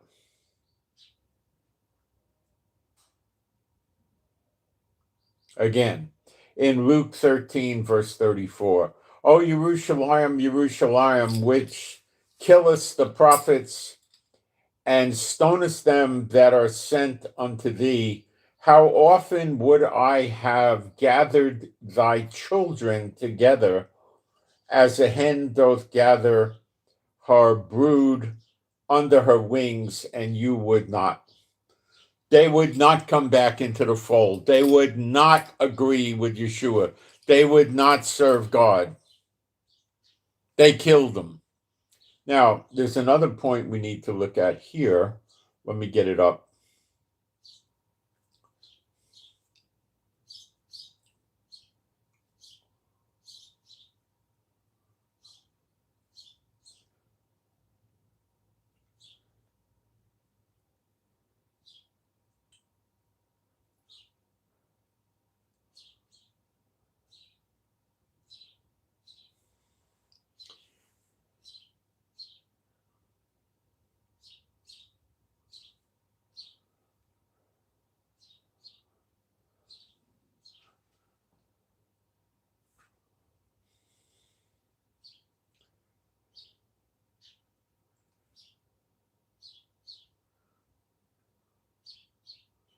Now, let's read the next verse, which is verse 38 of Matthew 23.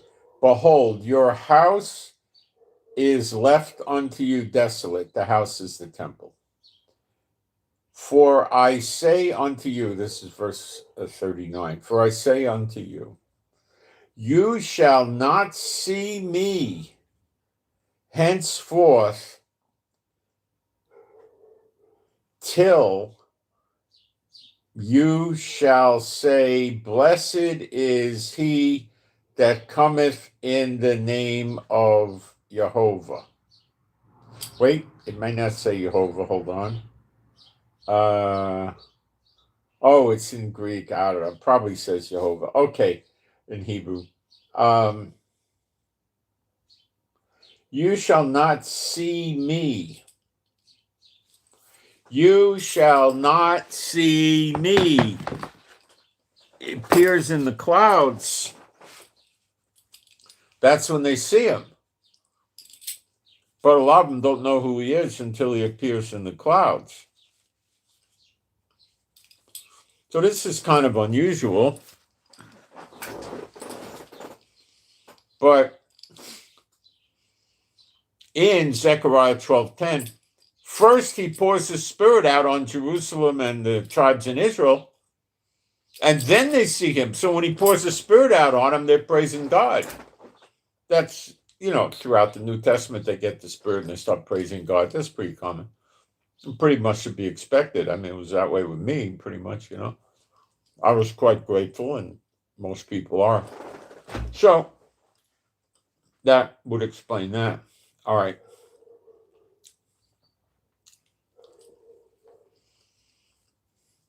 So how does Elijah do this? Well, the restitution of all things. One of the restitutions of all things would be to get the diaspora to end, right? To get them to come back to Israel. To get the lost tribes, as they call it, unlost, and then returned, right? Restitution of all things cannot work when they're scattered in all the countries of the world, right? Okay.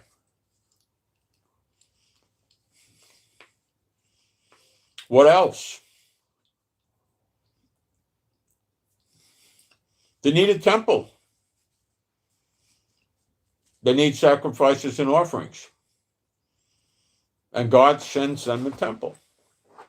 Next temple comes from heaven. That's not New Jerusalem. If you read Ezekiel chapter 37, the last 3 verses, you'll figure it out. God puts or places the temple in the center of Israel, which is Jerusalem.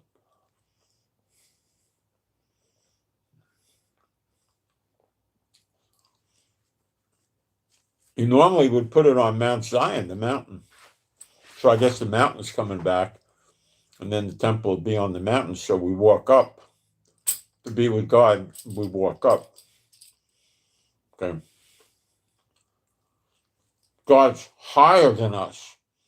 He's not equal to us. We walk up. Got it? Okay.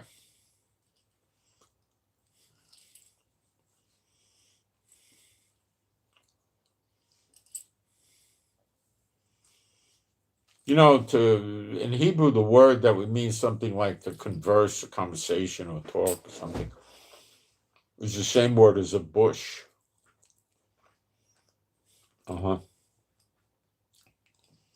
Why? Moses talked to the bush, or the bush talked to Moses. They really talked to each other.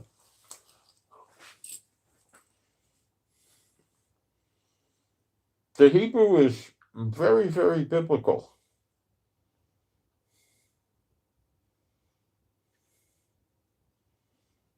Give me a second. I gotta see what this is.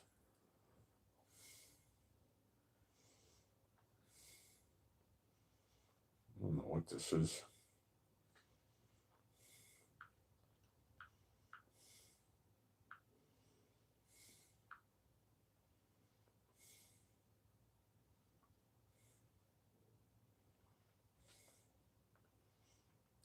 Junk. The amount of junk SMSs we get here is insane.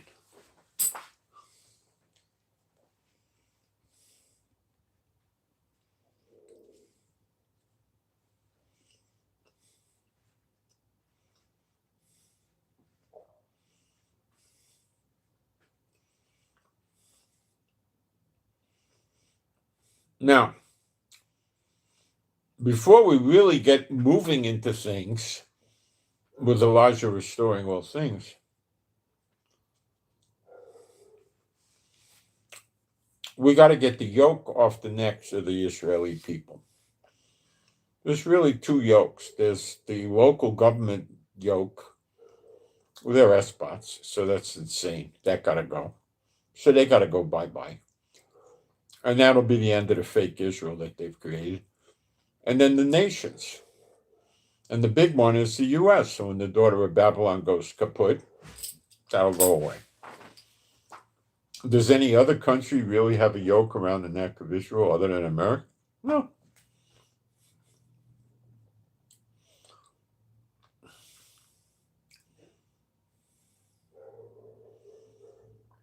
Now, Elijah doesn't work himself. He has a partner, one of his brothers from heaven that were, sons of God before there was a universe down here. And his name happens to be Enoch. These are the two that went up to heaven and never died. And it's selected unto man to die only once. So there's no reincarnation, but they got to die. Yeshua came down, he died. They got to die. That's the way it works. Do I believe the prophets are also sons of God before the universe was made? Yeah. That's why he refers to them like a son of man in many cases.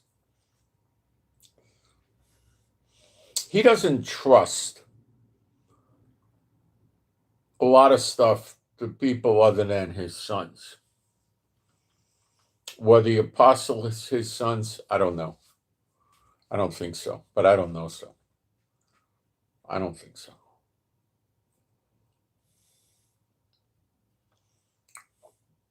Apostle John, yeah. He was sort of separated or differentiated by Yeshua.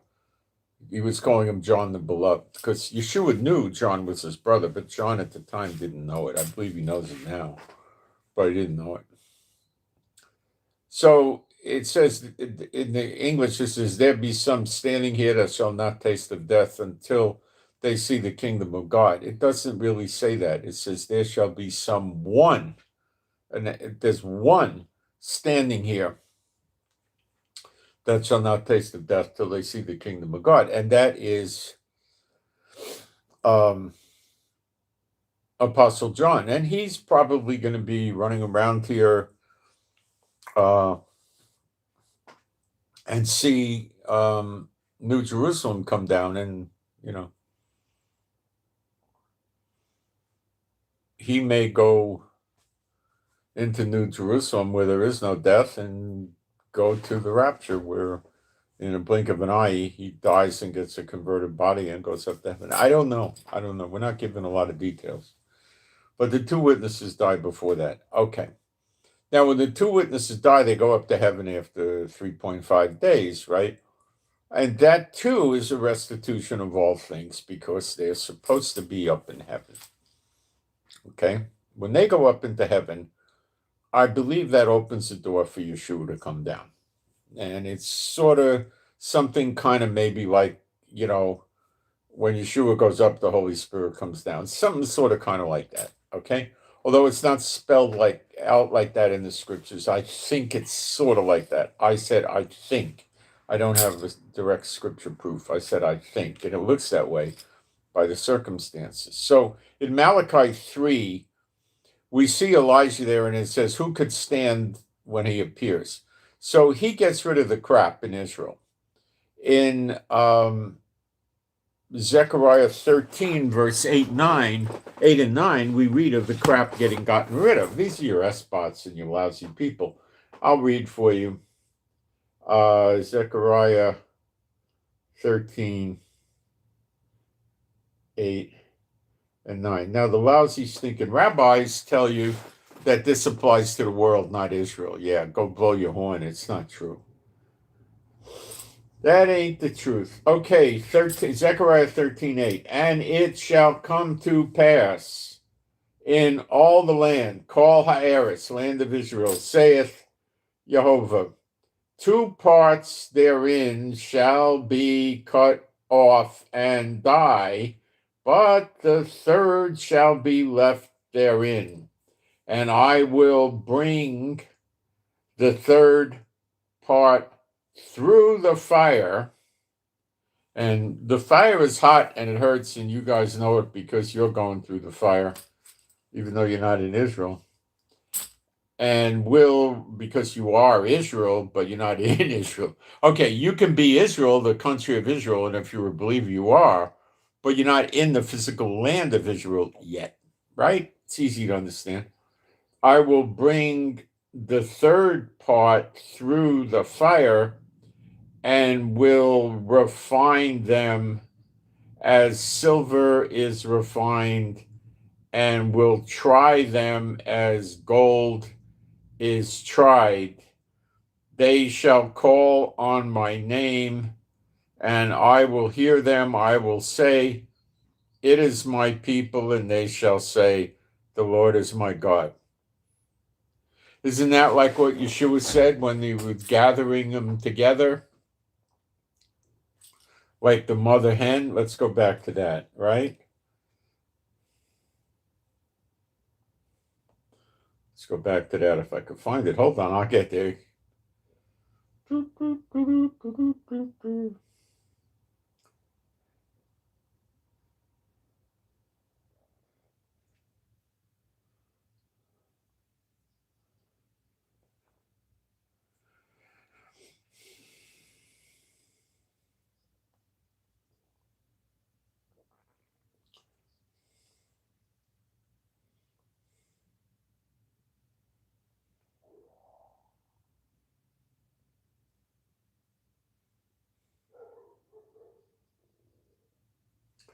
So I think it's verse 39, Matthew 23:39. For I say unto you, you shall not see me henceforth till you shall say, blessed is he that cometh in the name of the Lord. Now, we'll go back to Zechariah 13:8-9, see if we get a similarity. And I believe, I will say, it is my people, and they shall say, the Lord is my God. Well, that's like saying, blessed is he cometh in the name of the Lord. Not exactly, but it's pretty close, right? So, how do they get there? Because they are tried in the fire, and the dross and the junk is burned out of the silver and the gold, like that. Now, we go to Malachi 3. That's the last book in the Old Testament, 200 something years, or I think it was 400 something years before Yeshua came to earth. Okay. Oh, well, I'll just start in verse. Oh, I'm in 4. I want to be in 3. Good old iPad. Leave it to iPad to mess you up. 3 verse 1. Behold, I will send my Malach, my messenger. That's Elijah. And he shall prepare the way before me. Yeshua is the word made flesh. This is Yeshua. And Adonai, whom you seek, shall suddenly come to his temple. That's the glory of God of Israel, Michael. Even the messenger of the covenant, that's him. Messenger of the covenant is Elijah. Whom you delight in. How do they delight in him? Well, they set a place setting for him on the Pesach Seder with wine and plates, and give him a chair with his name on it. They even leave the door open if it's safe. They also do other things that are moronic, like they say Elijah has to attend the circumcision of every male Hebrew child, and that's just fiction. Okay. Whom you delight in, behold, he shall come. It's more like a declarative, like, let my people go. You know, the former head of the NRA, Charlton Heston, did that on TV, right? Okay. But it's more like, he shall come. It's like that. Okay. That's how I see it. Okay. He shall come, saith Jehovah of hosts. But who may abide the day of his coming? Some ain't going to make it. And who shall stand when he appeareth? For he is like a refiner's fire and like a fuller's soap. Golly gee, sounds just like the 2/3 getting cut off. And he shall sit as a refiner and purifier of silver. What a match to Zechariah 13:8 and 9. And he shall purify the sons of Levi and purge them as gold and silver, that they may offer unto Jehovah an offering in righteousness. Then shall the offerings of Judah and Jerusalem be pleasant unto Jehovah, as in the days of old, and as in the former years. And I will come near to you to judgment. I will be a swift witness against the sorcerers. That's your standard S-spot, any kind of S-spot, And against the adulterers, we know what that is, and against false swearers. Now, that doesn't mean you did this once before you were saved, then you repented, asked forgiveness, got saved, and you don't do it anymore. No, that's not you. Those are the ones that are actively engaging to this day, right? Okay. They may never have known the Lord, and they're still actively engaging, okay? And against false swearers, and again, they go to court and lie. And against those that are oppressing the hireling, take advantage of the workers, which is all the big company bums in Israel, I guess, or most of them, I don't know, in his wages. It could be not so rich people, so anybody that does this, the widows and the fatherless, and that turn aside the stranger from his right. Now, tons of Israelis pick on foreigners. Unbelievable. I mean, it is shocking.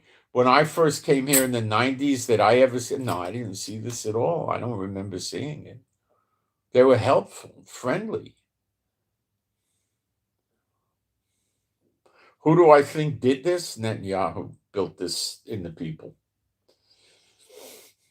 The widows and the fatherless, and them that turn the strangers from his right, and fear not me. If they feared Jehovah, they would never be like this to the strangers, saith Jehovah of hosts. Okay. So, who's Elijah going to get rid of? Well, it's going to be a witness. It says, I'll be a swift witness.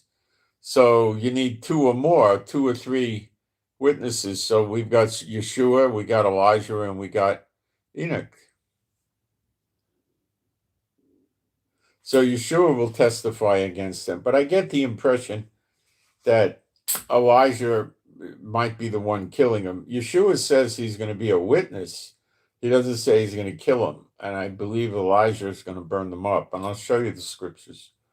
And probably Enoch will join into the festivities. So why do I say they're going to burn them up? Well, it's very simple. We go to Malachi 4, and we'll see them burned up. If I make this iPad go, there we go. Hey, it cooperated. 4 verse 1 of Malachi. For behold, the day cometh that shall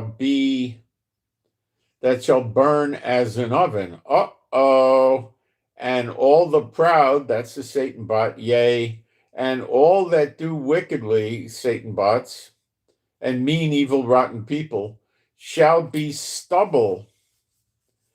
And the day that cometh shall burn them up, saith Jehovah of hosts, that it shall leave them neither root nor branch. Did Jehovah say, on the day, meaning the day of vengeance that cometh, I shall come burn them up? No, he didn't say that. So I believe it's Elijah and, of course, his bro Enoch, the 2 of them. Now, you got to believe that I'm telling you, these 2 are not going to fight, and they're going to be in very, very close, extreme harmony with each other, okay? They are not going to be fighting, okay, against each other. That ain't going to happen. They're not going to fight with Apostle John, and they're not going to fight with the anointed prince. Remember, there's four of them. And they're not going to have bad relationships with the glory of God of Israel or Yeshua or Jehovah. That ain't never going to happen, okay? All right. They've been trained and they have had the dross burned out of them. And they've been in the fire purified. And that fire is hot, as by now you all know.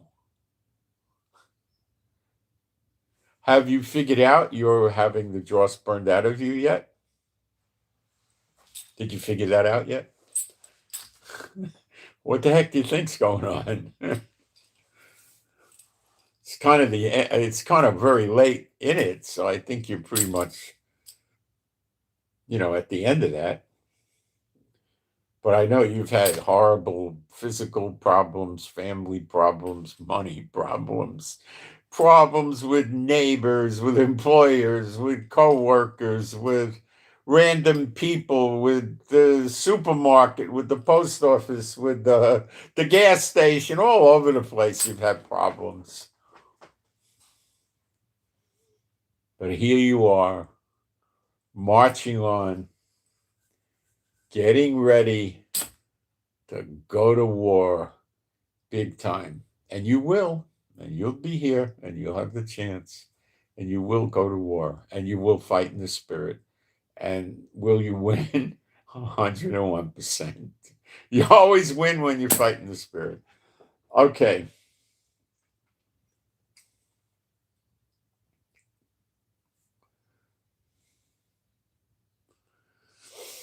So let's go back into this verse, and it says, and the day that cometh shall burn them up, saith Jehovah of armies, that it shall leave them neither root nor branch. So that's their families are cut off, the witches, the enemies of God. But unto you that fear my name shall the Son of Righteousness, that's Shemesh, S-U-N, that's Yeshua, arise, but that's the appearing in the clouds, with healing in his wings, healing not the wings, in his extremities, and you shall go forth, and you shall go forth and frolic about like the calves of the stall. And that is, you become young again. Even the children get tired when they run, but you don't. A child shall die at 100. My people's days shall be like that of a tree. Trees die, but they can go thousands of years. In New Jerusalem, there's no death. So your days in New Jerusalem are not like the days of a tree. Trees die. New Jerusalem, no death. So this is talking about when Yeshua appears and we hit redemption. Clearly.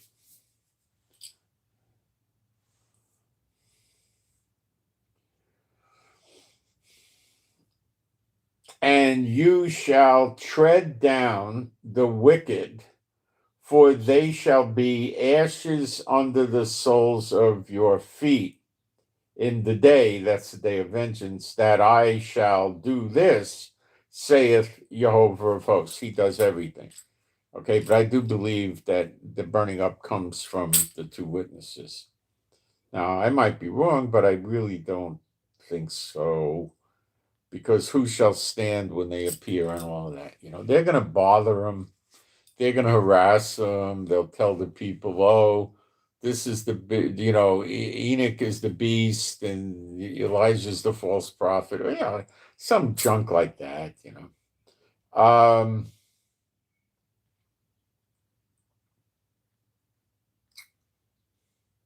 Ashes under the soles of your feet. Now, we know the enemies get burned up on the right hand and the left surrounding Israel, but not in Israel. They're like on the borders.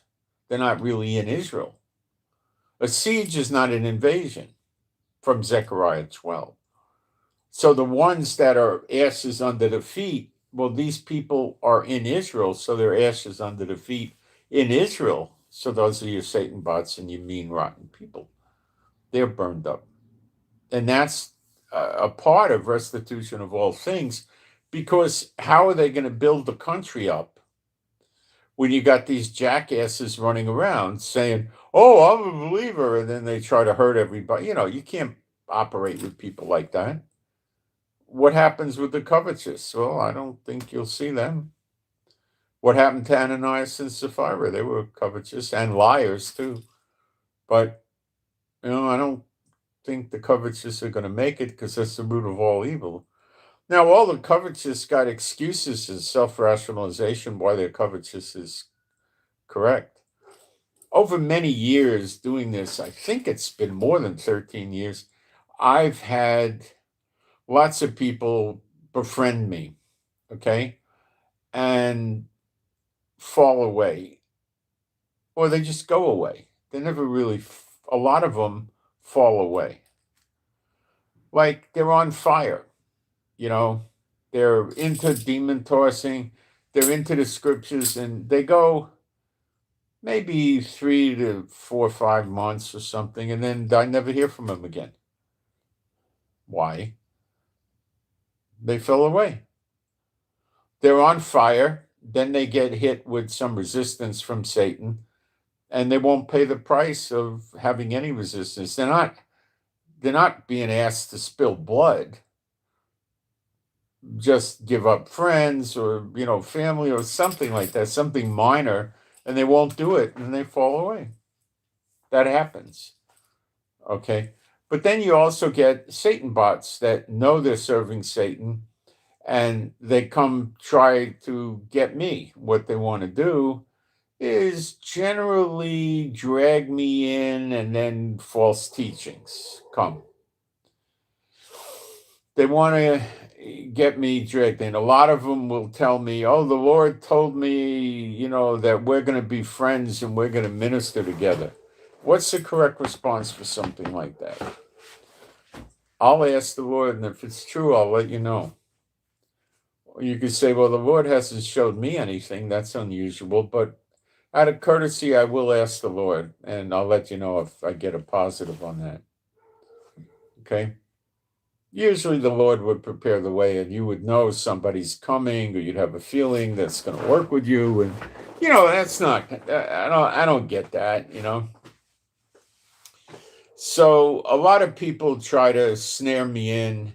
And one of the most universal ways they do it is they will not give offerings. And that's a pretty good indicator.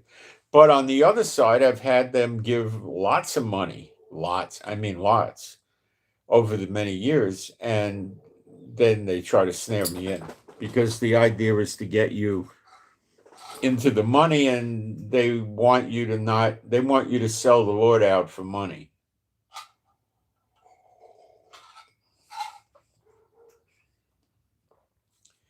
Now, a lot of times you'll get somebody coming to you that's going to make out they're working for minimum wage and they don't have any money, when in reality, they could have a business and employs 230 people, and they make $11,000 a week, and they're going to lie to you. Okay, so then they don't have to give you any money. They do that.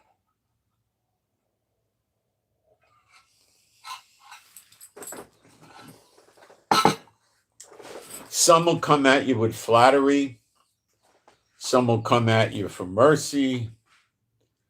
But the big thing they're going to try to do is drag you into sin, normally through doctrine. Okay? They're going to tell you that, well, the law's not dead, in terms of we've got to follow Moses' law. That's one. Once saved, always saved could be another. Eternal security. Another is the churches and or the Messianic congregations are not bad. Another trick is they come to me and they try to get me to go get involved with some third party, a pastor or a Messianic congregation pastor, and they are the front man or the front woman for this pastor, and they come in and try to get me involved with that. Oh, this is a great congregation. He'd like to talk to you. See, the thing is that the pastor's not going to come knock on my door. Okay. He's going to want to get somebody else to come, and then you go to him. So then if I initiate the contact with him, then I'm giving place to the devil, and then he could move on me. See, they don't know I know these things. Okay. Their spiritual knowledge is very, very simplistic, guys. It's very, very immature and very basic. I never really met one of them ever that had a deep understanding of the scriptures and spiritual warfare from their point of view, even. I never met any of them.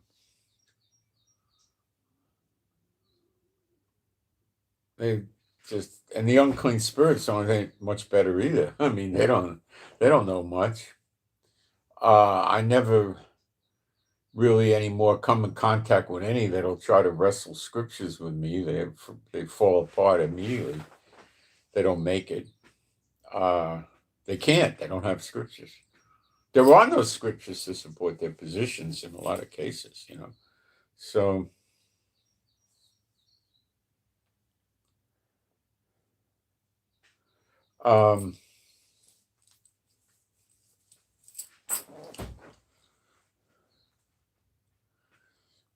you've got to be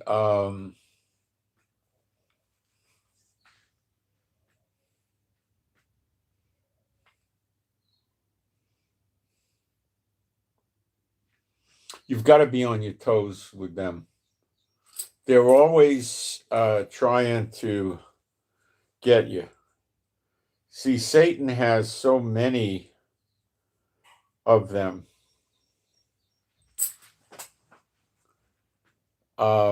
Massive amounts that they just keep throwing them at you, So then over the years, I've learned to do a lot of heavy duty spiritual warfare on them, and they fall apart and they go away. See, spiritual warfare doesn't work on believers because there's nothing going on.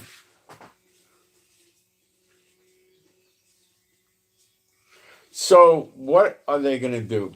Well, they're going to burn up the enemies surrounding Israel in the siege, so Israel gets rid of them, and that opens up the gates or the doors for the next Exodus so they can come here and live in Israel. But they stop in the wilderness and they pass under the rod and enter into the bond of the covenant. Now, is it possible that tells us in Ezekiel 37, we'll have the tabernacle again? Is it possible that we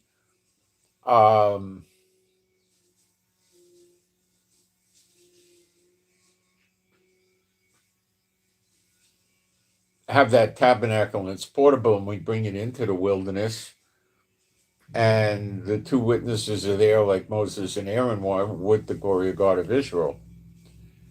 And that gets rid of the bad ones and stuff like that. It is possible, but who's going to take care of Israel? Well, the anointed prince and Apostle John possibly look after Israel while this goes on. Maybe. I don't think so. Maybe one of the witnesses goes to the wilderness and the other stays with Apostle John. I don't get all this. And maybe the tabernacle does go to the wilderness, and maybe they're in the wilderness for 2, 3, 4 months, and then they come into Israel, and there may be more that stop in the wilderness. We don't have all these details, but it sure looks like, to me, probably the tabernacle is there. I can't guarantee all this, okay? And do we know where the wilderness is? No. It's probably not in Israel because it says after that they come into Israel. So I don't believe it's in Israel. So where is it? I don't know. We'll know when we need to know, but I don't know where it is, okay? And neither do you, and neither does Pastor Mary, or, which is a joke, Pastor Mary, it's a joke. Or Pastor Bob, they don't know where it is. Okay.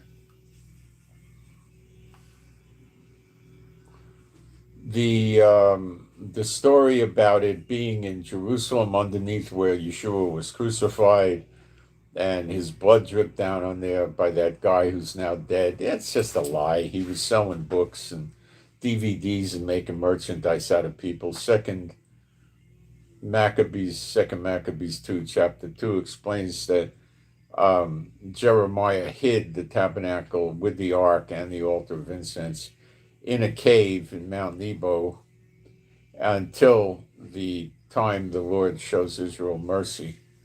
So, and it's sealed up in a cave and no one knows where it is. So that's the story I go for. Not that idiot that was selling DVDs and, making videos, which he said was in the Red Sea, and he would take a wagon wheel and paint it in gold paint and put it there. And, this is just nonsense. And yet he must have made a lot of money before he died. He was a real piece of garbage, and he sucked in a lot of people. So, what is Elijah going to do? Well, first, he's got to get the people off the false doctrines, right? He's got to get the people on the right doctrine. And that's what he's doing with the Levites. He's getting them off of either unbelief or believing in the Kabbalah and the Talmud and all of that stuff. He's got to get them off that onto true doctrine, just like you got to get the people today off of Schofield and Darby and once saved, always saved, and the protocols of the Catholic Church and all of this junk. You got to get them off of that before you get them into anything. So it's similar to what he's got to do with the Jewish people. He's got to get them off of that.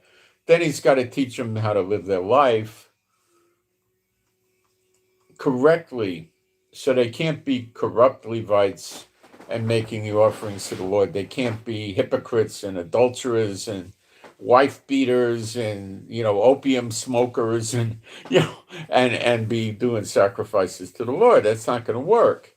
Okay, so that's the initial job. Okay, and this goes for 70 years. That's the second 70 of Daniel 9:24. It doesn't say 70 weeks. It says Shavim, the exact same word. It means 70. There's two 70s. So another 70 is given to the people. When was the temple sacrifice? 70 AD. When was Yeshua born? In 0. Yeshua was not born BC before Christ, and he was not born AD after his death. He was born in 0. When was the temple destroyed? 70 AD. So you got a 70 year there, right? You happen to have another 70 year in the Babylonian captivity, but I don't think that's as highly relevant. So the next 70 is after redemption. The redeemed people got 70 years before Yeshua returns. That's the trial period. And towards the end, there's a great falling away. And we read about that in Ezekiel chapters 8 through 11. The church I never found any church that ever talks about this. Ever. Maybe there are, but I never found it. Ezekiel chapters 8 to 11. That's to be read with Ezekiel 38, 39, and Zechariah 14. Okay, so there's a 70-year period. Towards the end, there's a great falling away, which you could read about in Ezekiel 8 through 11. And many are going to get cut off. In Ezekiel 38, 39, Zechariah 14, half go into captivity, half of Jerusalem, and that's your times and a half. What's the first time? Egypt, next it's Babylon, third was Rome, in 70 AD, and the half a time is Zechariah 14, when half of Jerusalem goes into captivity. That has never happened again. That has never happened yet, and that is right after that. Then Yeshua returns, and that's the end of it. Then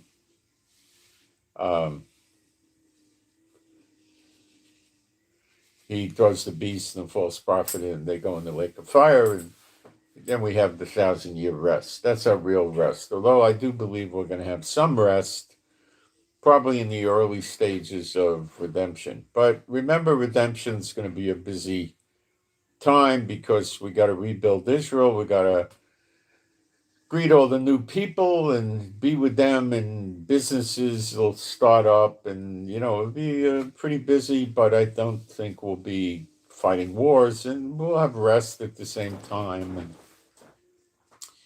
we'll be very happy. Um, it never was blotted out in the Bible. It just says you can't be an elder in the congregation if you've got more than one wife. That's about it.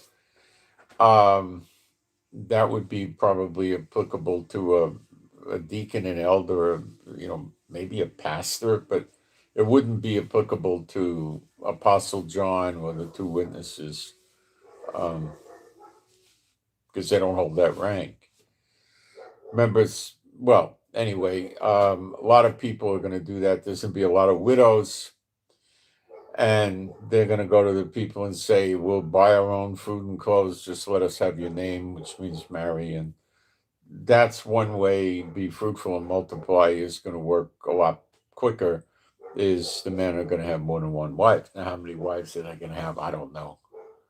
Could it be just 7? Maybe. What if somebody has 29? I don't know. Let's wait and see. I don't know. It's going to happen. Now, is the birth process going to be the same? I don't know. Are the women going to have pain in birth? There's a high probability no. Are the women going to have pain with the menstrual cycle? There's a high probability no. Maybe they won't even have this menstrual cycle anymore with the bleeding. I don't know. If they don't have that menstrual cycle, the bleeding, they're certainly no longer unclean women. The woman could be unclean like she fell in the mud, but that's not spiritually unclean. She needs a bath. That's all. You go out and work on your car, you're unclean physically, not spiritually. Okay, it's that sort of thing. So, by the way, we're not hearing a lot of overflights over Israel with their own aircraft protecting us. So I got a pretty good idea. They are of the opinion that Iran's going to stay out of this with Israel. If they open the door to bring Israel into the fight, it's not going to help them. See, why won't it help them? Israel's not attacking them, right? So it's not going to help them to attack Israel and stop us from attacking them, because we're not attacking them. So why open up more trouble? But if they're just mentally deviated and they say, ooh, let's attack Israel, maybe that'll help, and they start attacking Israel, what happens is they're going to get 20 jets 3 or 4 times or 5 times a day bombing them, day after day after day after day after day. They're not going to like that. And I think Israel this time is going to do airports, ports, piers, power generators, all kinds of things. You must understand, Netanyahu hates Khomeini's guts from head to toe. He hates his guts. He hates Iran. And any excuse he has to attack Iran voraciously, he will do. He will do it. So once you get Netanyahu started, it's hard to wind him down. He hates that place. So let's see how that works.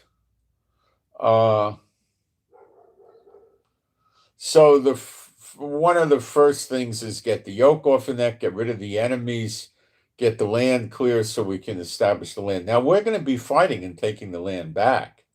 Okay, so we're going to be taking a lot of land back. So what is a lot of land? What is our land? What is the land that he gave us from the Euphrates to the Nile? Well, going to Africa, the Nile, it's Egypt, but only from the Nile River to the east or the right, if you're looking at a map. And the Nile goes down all the way to Lake Victoria, so it includes pieces of Sudan and South Sudan and pieces of Kenya and Uganda. Okay, Then going over to the border of the Red Sea, you got Djibouti, Somalia, which now contains Somaliland, Eritrea, Ethiopia. That's all ours. Then crossing the Red Sea, starting at the top, we got Turkey from the Euphrates River going west. So that's about 2/3 of Turkey. Sorry, Erdogan. Then we got the same thing with Iraq and Syria. You follow the Euphrates and you go to the left or the west. And then you've got Lebanon. We forgot, then you also have Kuwait, Bahrain, Qatar, UAE, Oman. Okay. Jordan gets destroyed because the top of Jordan is Ammon, and they hook up with Israel and get along with Israel, and the rest of it, central and southern, is basically Moab, and it could be Edom, or I don't know. I think that Edom is more or less Yemen, but uh, central and southern Jordan get destroyed pretty badly, and people don't live in it. Lebanon becomes ours. It doesn't get destroyed that badly. Damascus will be a ruinous heap, so Syria goes. Iraq gets busted up in parts. No one will live there anymore. Then we also have Saudi Arabia as part of our land, and Yemen, but Yemen gets destroyed very badly and no one ever lives there again, similar to the daughter of Babylon, America. And Lebanon, I told you, is ours. So this new piece, and of course the existing Israel we have today. So when you get it all put together, Israel is about 100 times bigger than what we have now. I'm just guessing. I don't know. It could be 67 times. It could be 114. I'm just guessing, something like that. It's substantially bigger. So they got to take care of that. Then the people got to come back here, and the people got to get settled in. They got to be moved into different tribes and get their land, and then they got to develop their land, and then many things have to happen, and we'll take the land back, and then I think we're on our way, and we'll probably have several decades of, I'm guessing, several decades of a good time before they start the falling away. Now, I don't believe we're going to be falling away because we've had a good taste for many years of what life with Satan is like, and we hate his guts, and we would never ever want to live under Satan. Probably no matter how bad things ever got, we'd never want to live under Satan because he's such a piece of garbage. So that's what I would, I'm looking at. But you got to get the people on the right doctrine. If you don't get them on the right doctrine, you're going to have garbage. Okay, like they have today. All right. So you got to get them in the right thing. Probably there'll be a new translation. I think there will be. Maybe put into many different languages, like 7 or something. I don't know. But the translations are pretty bad. Now, we'll probably be speaking Hebrew, but the world probably won't. So to spread the gospel around the world, we'll need to be able to, talk scriptures with the people. So they won't understand Hebrew per se. And, that could happen too. Let me take a look at the live stream.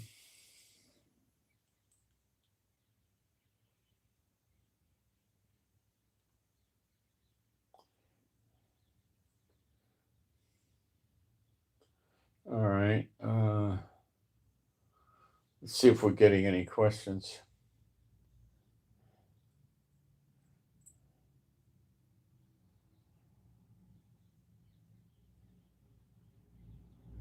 Noah ran isn't an easy task if you make it difficult.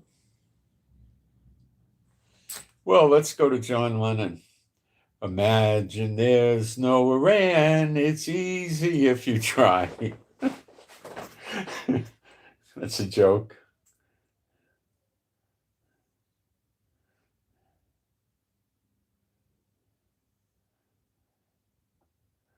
Sunni been waiting for this. Yeah. They're warring against God. They don't know it.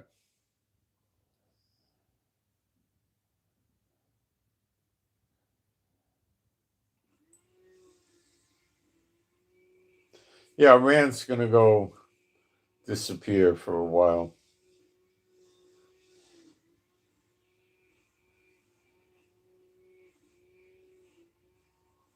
Iran does make a comeback. It's called Persia. It's in Ezekiel 38:39. It will make a comeback. Egypt gets busted up too. And they go in a 40-year diaspora. That'll happen during the 70 years.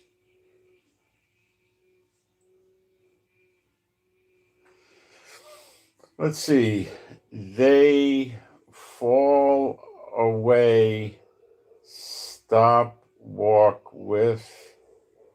It happened to Christ, Yeshua, Hamashiach,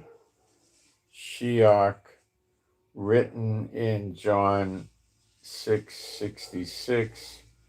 They didn't want to hear John.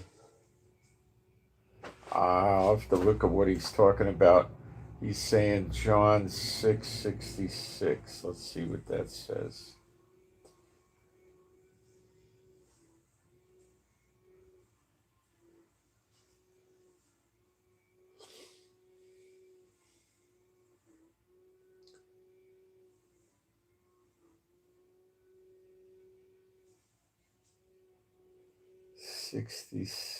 John 6:66.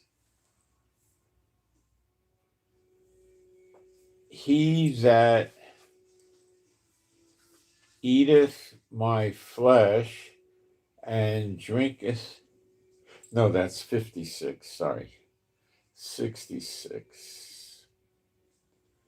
From that time, many of his disciples went back and walked no more with him. Then said Yeshua unto the 12, will you also go away? Then Simon, yeah, well, there is a great falling away again. Yes, there is. That's what Gog and Magog is about. Okay, read the book of Joel, and that's Ezekiel 38:39 from a different perspective, the whole book of Joel. Read that, and you'll get a much clearer understanding of things.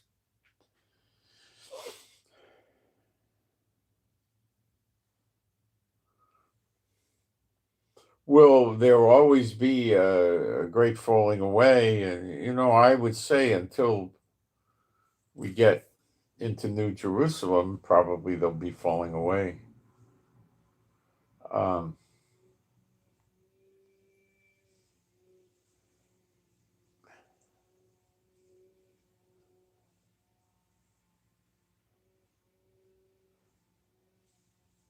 Yeah, Allah is a Zionist. It's a funny song. It really is.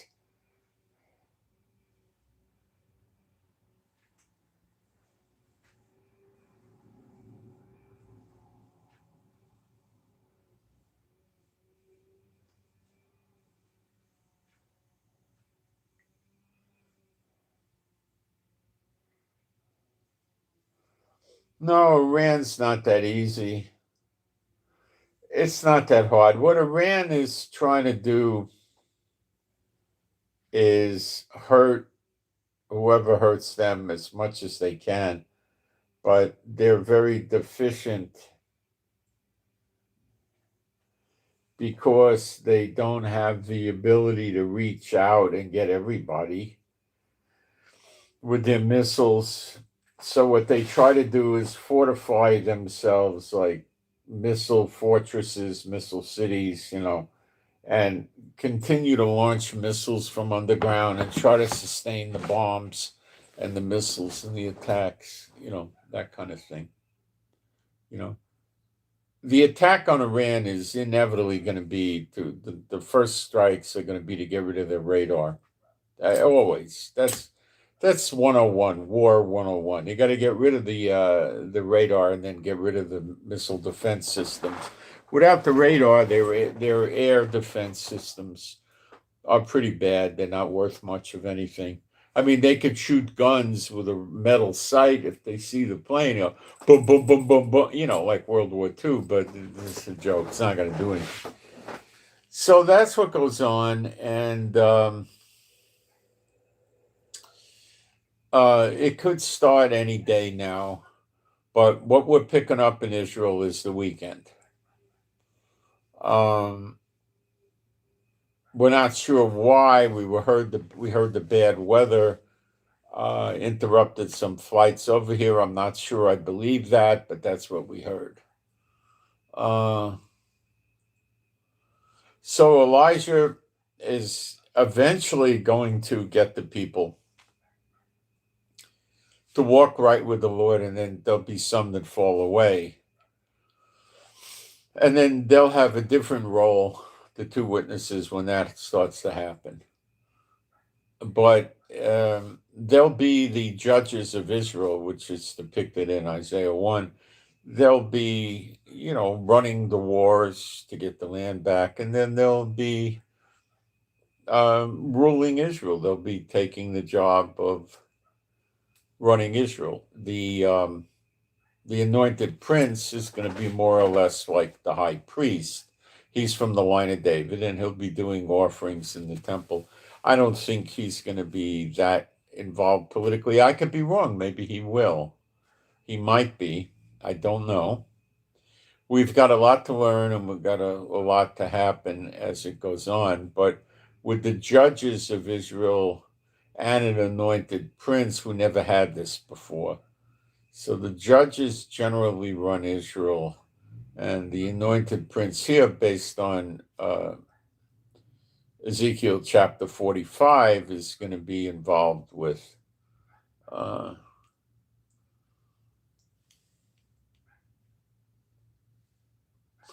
working in the temple. So that's where I think it's more like, but maybe he runs politically too. It's a combination we haven't seen yet, so I don't really know how it works. But you've got an anointed prince, you got Apostle John, and you got the two witnesses, and those are your four. Your four workmen, or your four carpenters that are going to scare the day, that are going to terrify the heathen.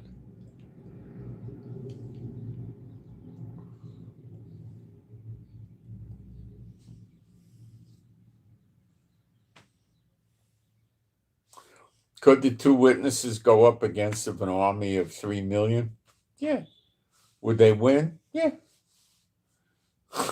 They're not defeatable until the time comes where they're defeated, just before they go down for 3.5 days, and then they go back to heaven. So they can't really get defeated until that happens, which is planned, preordained. You're not going to defeat them. And I think you'd have to be, textbook insane to just go after, Apostle John. You know what kind of moron you got to be to go after an apostle? A big moron. And the word for anointed is Mashiach. So this prince, Nagid, is going to have Mashiach, Nagid. That's what his name's going to be pretty much. It means anointed. Mashiach is anointed prince. He's going to have an anointing. I don't think you're going to have a good time if you make war with him. No way. You're going to be pretty bad off. Imagine the four making war and getting together and agreeing with each other.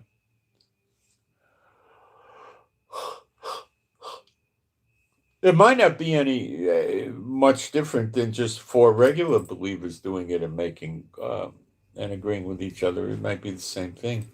I don't know. Or they have special powers, like Moses and Aaron. So I suppose it wouldn't be the same thing. So they can call any plague down that they want. So could they, if they had enemies, could they blind their enemies? Sure. Could they make them blind and deaf and dumb? Yep. Could they make them blind and deaf and dumb and not able to walk and move? Yep. Could they make them blind and deaf and dumb and then have hail the size of bowling balls come down on their heads? Yep. I mean, all sorts of stuff.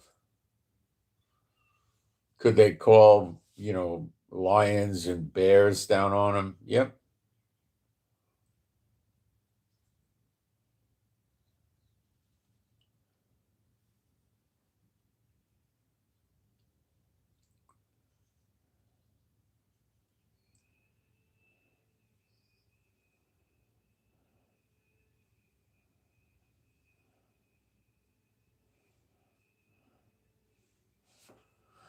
All right.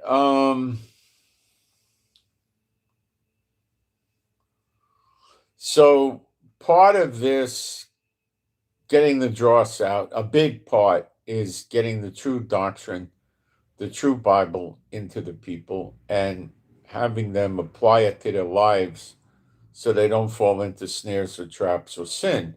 And they not only have a good concept of the true gospel, they are walking in it.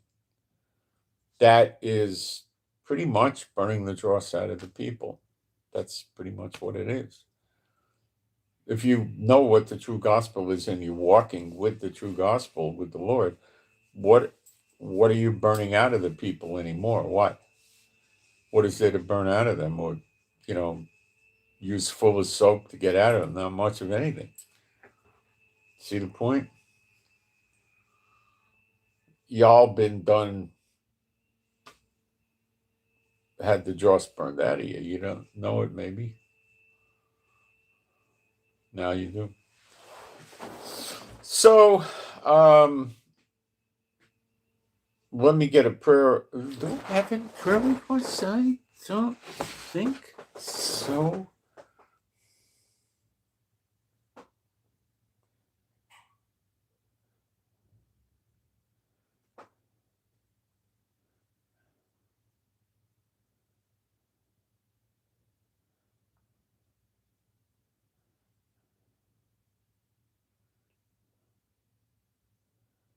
No, I don't believe we do.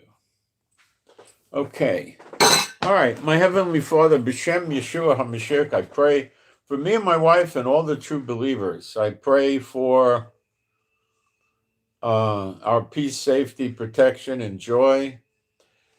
I pray that we would have strength, stamina, endurance, and we would have your healing and recuperative power flowing through us.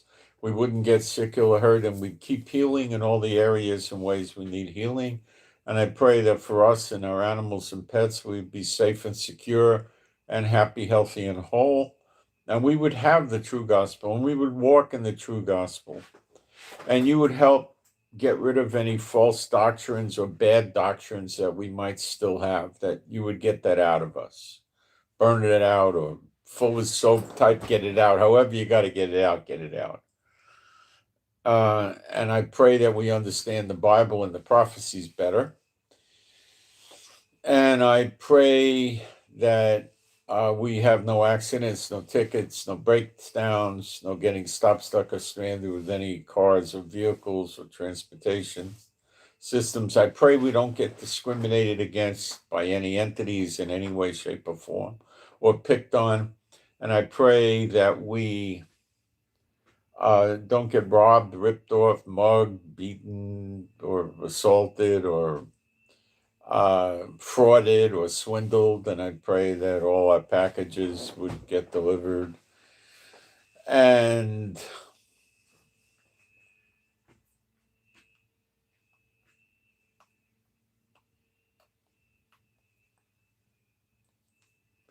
I pray that we could all come to Israel and have a place to meet and bring people if we need to, like new believers, and have meetings and things like that. And I pray for the peace of Jerusalem. And I pray we all sleep well. Our sleep would be sweet, and we would wake up at a good hour, and we don't have any bad dreams or nightmares.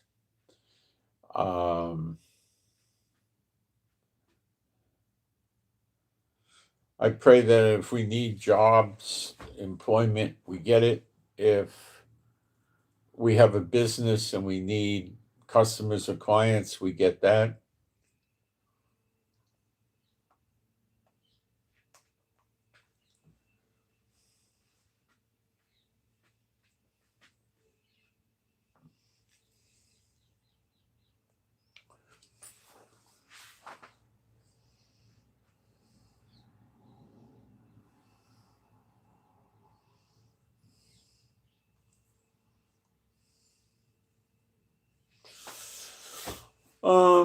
I pray we don't have any trouble shopping. Trying to shop online, and I have trouble since they did an update on the iPad. I can't enter things in the boxes where you put your address and stuff. Apple. So I got to try it on one of the Android devices now. Oh, I pray I'm successful with that, and pray I don't have any more issues with the government wasting my time. And also pray, I'm trying to decide if I should push forward with getting support from the government for me and my wife. And it came up again, and pray that I get guidance from the Lord as to do it or not do it. And if I'm supposed to do it, that He would help me get it done quickly and easily and successfully. And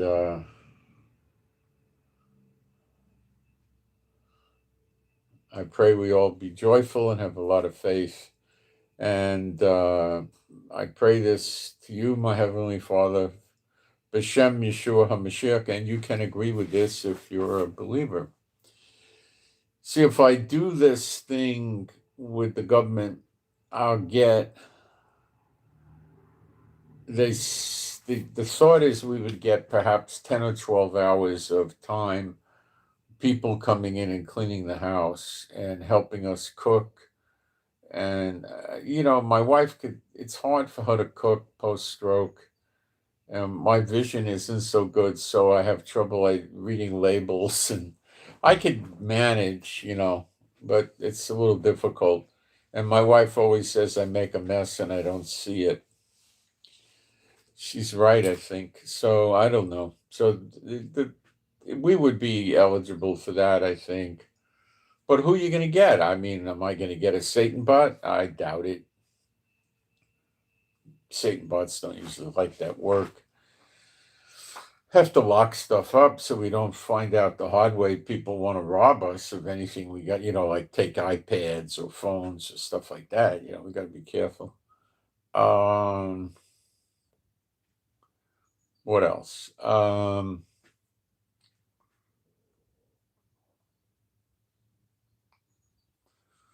We could maybe become out. We could also get, let me think.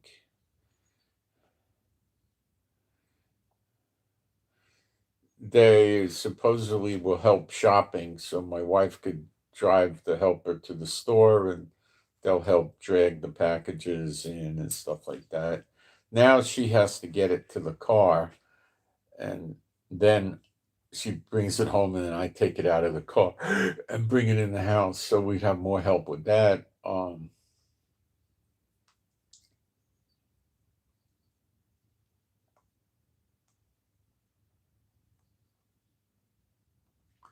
What else? We get a little bit more money.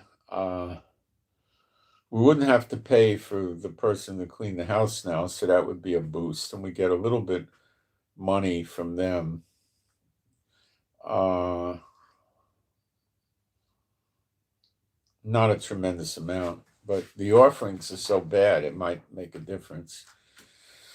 So I don't know. I'm debating it, and my wife seems to want to do it, but they're not going to do like, I think she thinks they'll send somebody to live in the house, and the only way they'll send, and they do that, but the only way they're going to send somebody to live in the house is if you can't get out of bed, you have trouble eating your food, you can gag and choke, you have trouble remembering to take medicines, and you got to have a lot of medicines to take. You can't do what they call toilet yourself. You can't go to the bed. Well, we can do all these things. We get out of bed, we dress, we can even cook, and we, of course, go to the bathroom and we take showers. And if you can't do any of that stuff, then they send somebody to live in the house with you. If you're in bad shape, but you can get around the house and you're not a danger to yourself, then what they do is they send you like people 3 days a week, typically, for, you might get a fourth day for 2 to 3 hours a day. And if you're going to use them to cook, they'll make extra food and then put it in the fridge, and then you have leftovers, you put it in the microwave or something. My wife can cook, but she gets tired a lot, so she sleeps many hours. And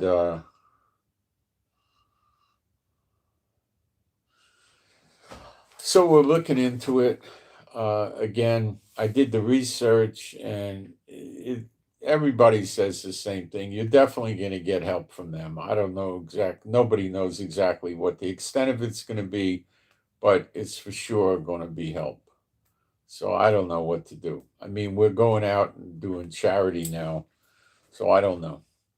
We could also go to some charities and we think we can get some food, but the problem with that is the food's going to be, uh, not good food. It's not going to be healthy food. So it could be more harm to us in the long run than not doing it. It could be more harmful. So we're not sure about that. I don't think we're going to do that.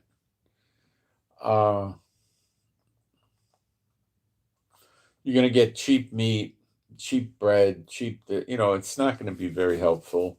Uh, Junk food, all kinds of garbage, you're not going to get anything really good. So I don't think that's a great idea. What else? So please pray that we do the right thing. I don't know if the Lord wants me doing this. It's rather, the fact that there's, what, 17,000 some odd subscribers, and it's pretty easy to think that I got about 1,000 or 1,200 regular people, and it comes to this, I don't know how the Lord feels about that, but I'm sure He's not happy with them. So, I don't know. I don't know what to do. I'm nervous to do it because I'm going out and,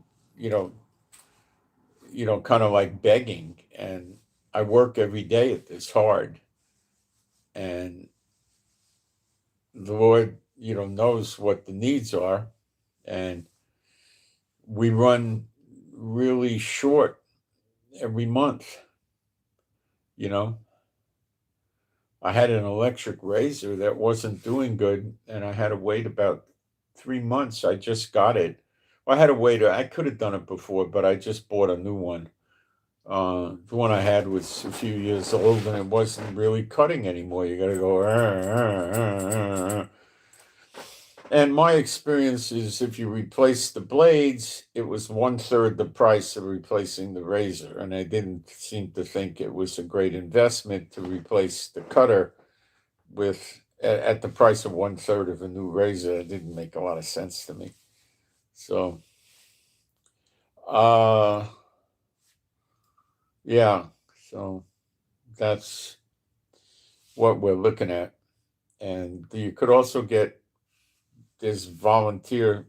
Once you get declared disability, you can get volunteer services that'll help you. Some people are by themselves, and somebody comes just to visit them every day to see how they're doing.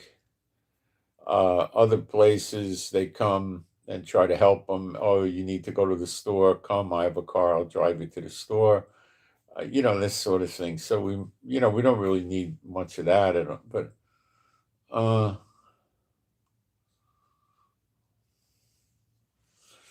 my wife's having trouble cleaning the house, so I say I'll clean it, and she says, no, you can't see, you won't do a good job. So that's the end of that. So she uses the robot, the round disc thing we've had for years that does the superficial job, and then we have a cleaning person twice a week. So I'm not sure where to go with it. In terms of getting somebody to come to the house every day, even for 2 hours, it's possible it could happen, but they're saying it's not likely, but it could happen. They keep that more for people that are in worse shape, Now, I think when you get to be 90, you have a very easy time getting a living. If you're by yourself and your spouse is in bad shape, or no spouse or something like that, they can get you a living. People that have dementia that could hurt themselves, like they could start cooking and forget they're cooking and burn the house down, or they can walk out of the house and not know how to get home, not know where they live or who they are. So these kind of things, they have a tendency to put somebody in the house with them. They don't have a tendency to put you in homes. They try to avoid that. Israel is very socialist, so they try to avoid that.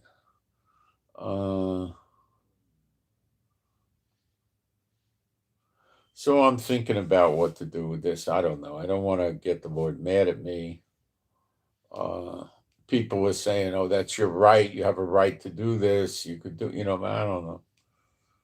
I don't know if I want to do that, but it wouldn't make a big difference in our income. It would make a little bit of a difference in our income, which is better than nothing, because it gets so bad that we run short. And you saw that happen the last time with the rent. And it's, it's a problem. And that's a lot of people fell away. People that used to give no more, they don't give anymore. They're not around as far as I know, So this hurts. Offerings going back some years ago, like, 9 years ago or 8 years ago, so it was much easier. People would have more money and they were better off, and offerings came. It was real easy to get offerings. It wasn't a problem. We used to have money left over, but now we don't really make it too well at the end of the month. We sort of do, but we got food, we're eating, but it's just, I'm nervous about the electric bill because we're running the heaters a lot, and the hot water heater. It's always something. It's always something with this Netanyahu's country. So, boy, if you think you want to see this come to an end, boy, you don't know how bad I want to see it come to an end. I'm living under Netanyahu. We got to sit there and, we're thinking Netanyahu's controlling whether or not the missiles are going to come in. And he might want the missiles to come in. Maybe he wants to destroy the government so he doesn't have any more criminal cases. How do I know he wouldn't do that? I don't know that. I don't know that he would, but I don't know if he could. Maybe he can't, but I don't know any of that. Maybe he can. Maybe there's other people that don't want an independent investigation, what happened October 7th. I mean, there's a lot of problems here. When you have Satan bots, you got a lot of problems.